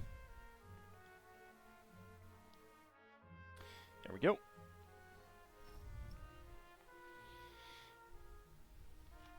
And we get those on the fronts. There we go. And there we go. Alright. Matches up the angle pretty nicely.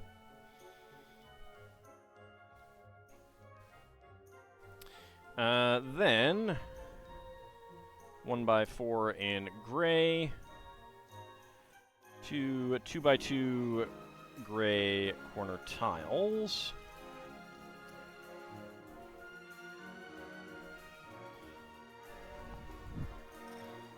And where are the curve slopes? Oh, there's one. So that means that they're up here? Or... nope, they're up here. Right, curved angle slopes. Get that right on there. And we do the other one.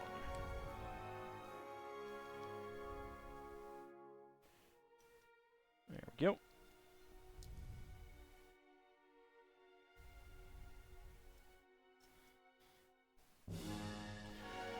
Yeah, I'm pretty happy that people have taken the time to weigh out the minifigs, and it looks like that's probably going to be a thing going forward. So it's actually a much faster and surer way. You know, invest $10 for a digital pocket scale, take it to a store with you, and boom, weigh out all the minifigs that you want. Get exactly what you want without the mistakes of accidentally feeling them wrong.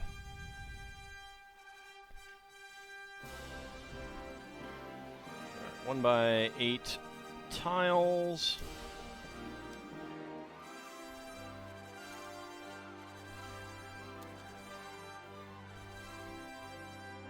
And 1x8 tile. There we go.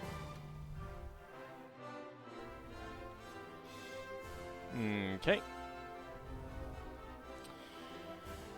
Now, the 2x16. And lots and lots of 1x2 to 1x2 upward brackets. A dark gray 1x8 rail plate there.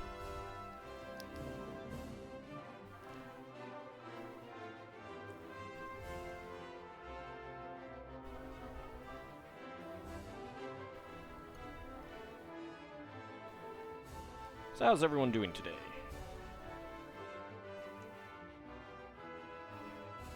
It's not quite Friday, but we're halfway through the week. That's always good.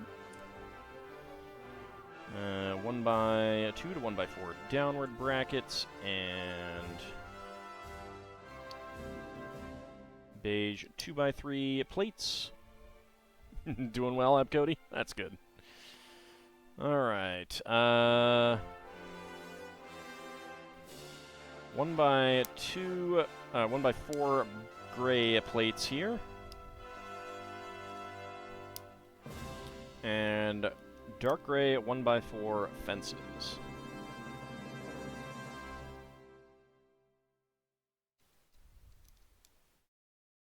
There we go. 1x4 dark gray fence there. There we go. Okay, next up, 4x8 plate, dark gray 2x4, and gray 2x2 cylinder plate, gray 1x3 tiles, 2x2 gray half tile, and dark gray 1x1 cylinder tiles here and here. And then 6 green 1x1 cylinder plates with hollow studs. Nice and dark green.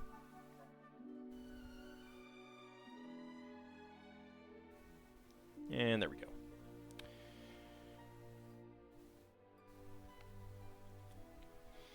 Okay, dark green 1x1 tiles with top clips right there and right there.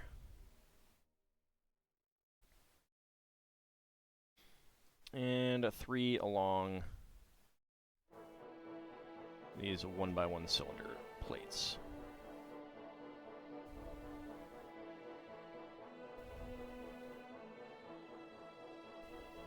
There we go.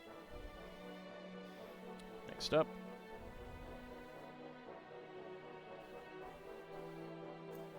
There we go.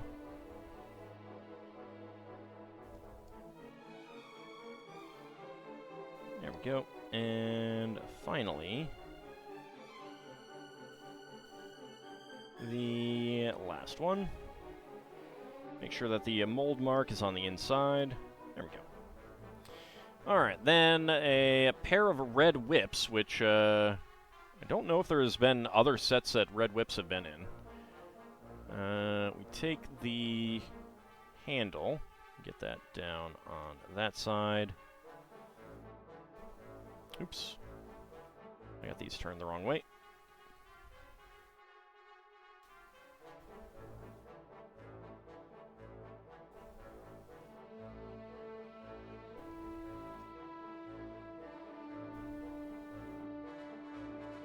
There we go. And then the other one.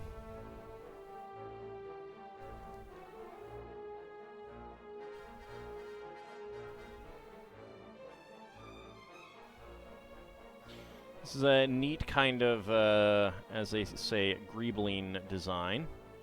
Make these red cables there.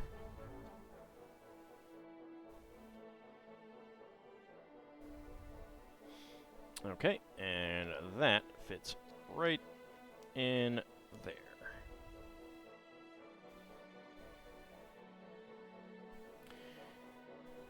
And then we get our gray 2x8s. 2x4 tiles. And 2x3 tiles with angled ends. The Nexo Shield tiles there. Okay, then on either end, 2x2 plates with the 1x2 handlebar plates. Originally used as actual handlebars on very early LEGO motorcycles, in fact. Alright. 1x1 tiles with top clips there.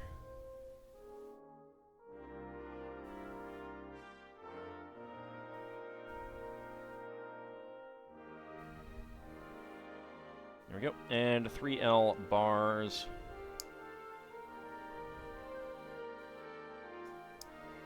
There we go.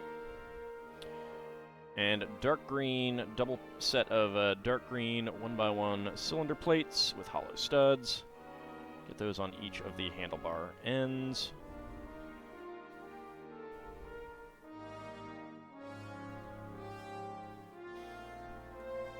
Oh, I did forget to get 1x2 tile slopes on these brackets on the underside. Let us fix that. There we go.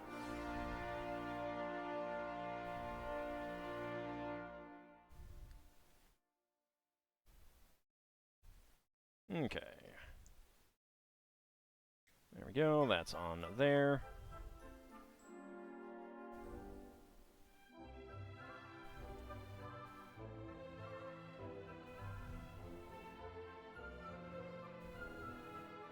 One by one tiles with top clips. There we go.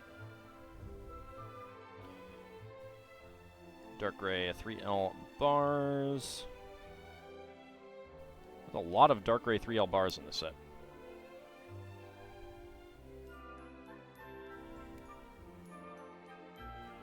And dark green 1x1 cylinder plates on either end. Seems to have come with an extra brown slope, too. I have not seen anywhere that that's going to be used. Okay, let's see. Next up, a dark gray boat stud. We're going to make 2 of these. So we take 1x1 cylinder plates with bars. Get these on there with jumper plates on top.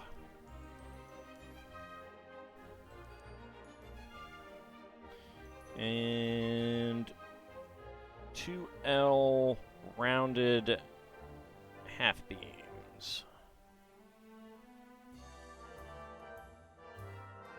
There we go. With axle holes. Okay, 1x2 plate on top. And 2 binoculars. And then in the ends of the binoculars are going to be pearl silver claws. And specifically, actually I should definitely put these in before I put the binoculars on. I'm going to turn them so that they're touching each other. There we go.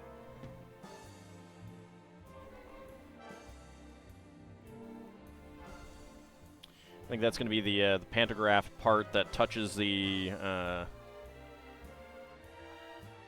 let's not supposed to touch the wires above the train.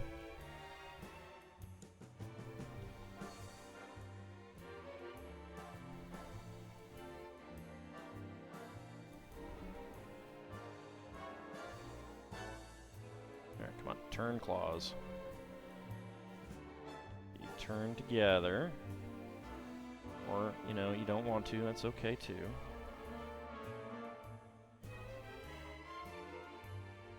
we go.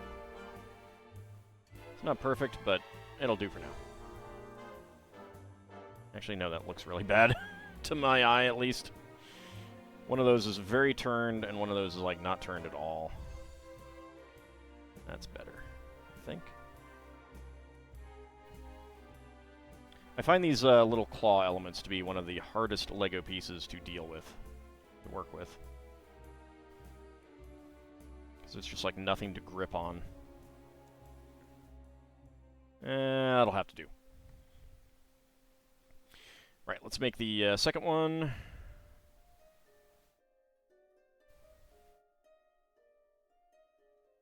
There we go.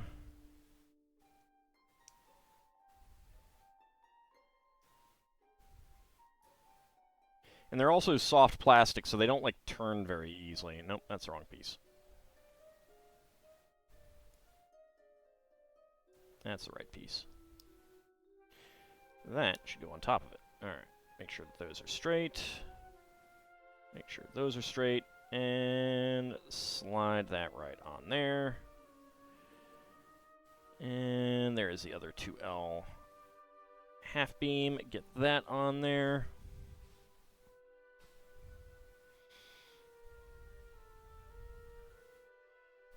Okay. And let's get these claws in the binoculars.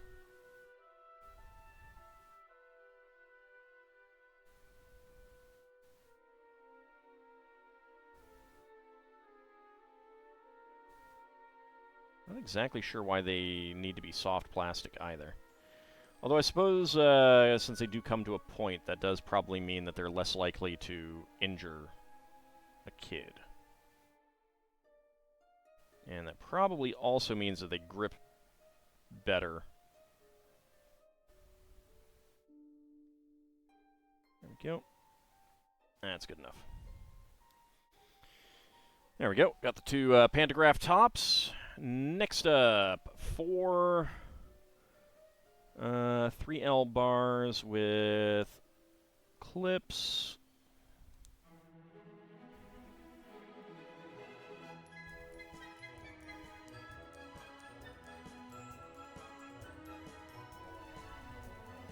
That's going to be for each of them, so we actually need 8.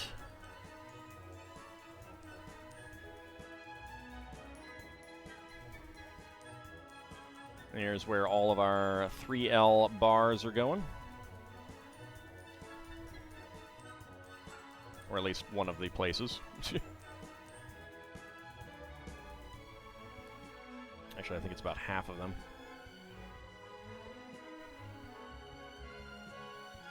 So that is our 6th one.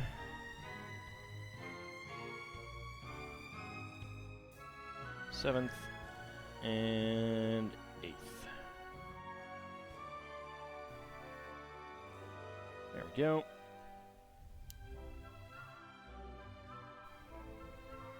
And we get the gray 4L bars right there on the ends.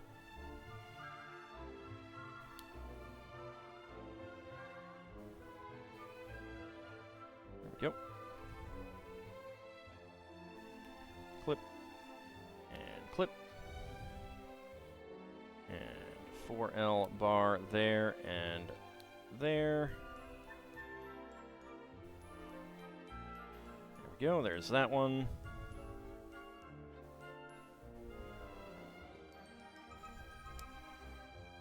And another 4L bar here.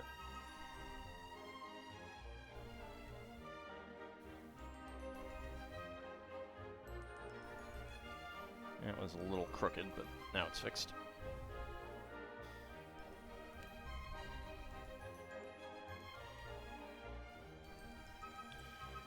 Alright.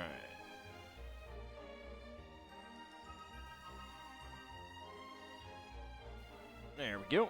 That is also a little crooked, but that's fixed. Okay. So there's that. Now we get 4 more on each of these. Slightly inside. That's 1. That is 2. Let's go ahead and get these right on, actually.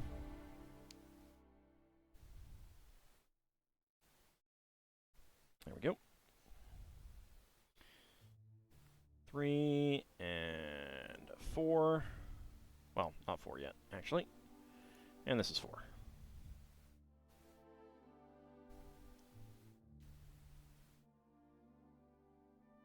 There we go. Alright, now for the other one. Let's go with 5. Make number 6.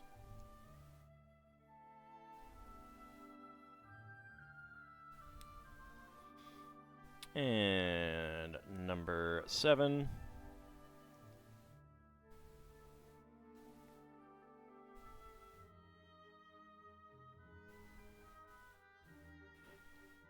And number 8. Okay, now these are going to go on to the top.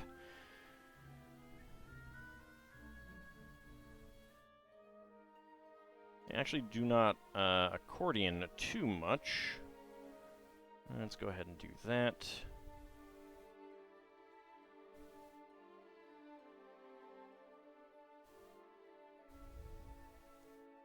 I think there's a limit to how low they can get. Not really a limit to the height, but there is a limit to the how low they can get. And they should probably be about as low as they can, while still being straight.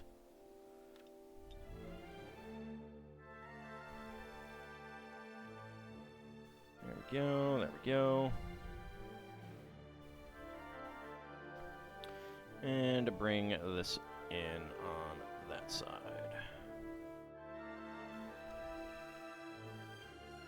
There we go. There we go, we got the pantographs on now. And we can get that right there on the roof.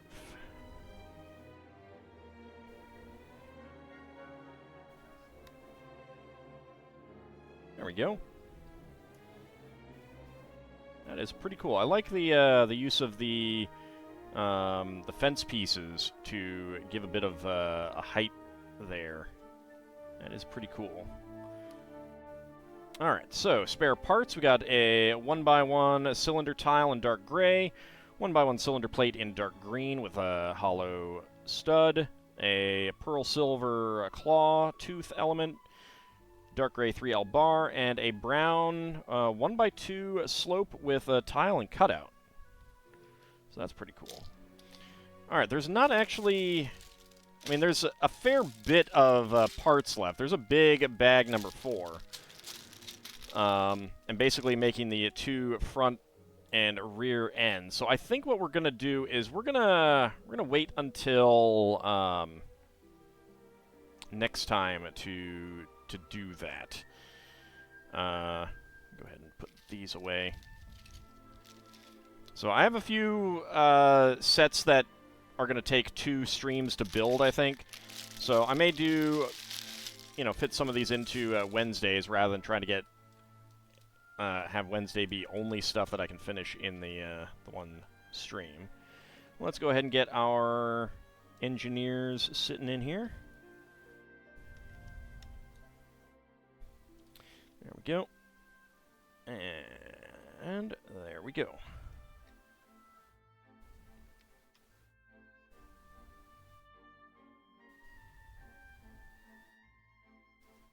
So pretty neat little cockpit sections. The screens can be tilted ever so slightly at an angle. I really do like the angle that we got there. It's pretty nice. You can see her sitting in there. See him sitting in there. Ready to drive the train. Let's go ahead and get these on. And there we go.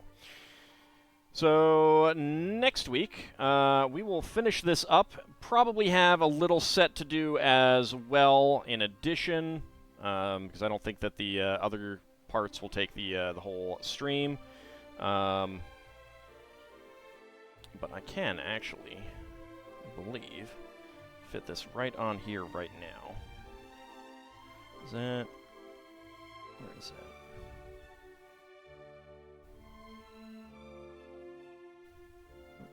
Don't do that. Huh. Hold on.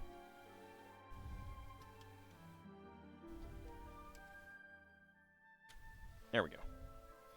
There we go. So that's basically how it will work. There's the 2 1x4 bricks in there.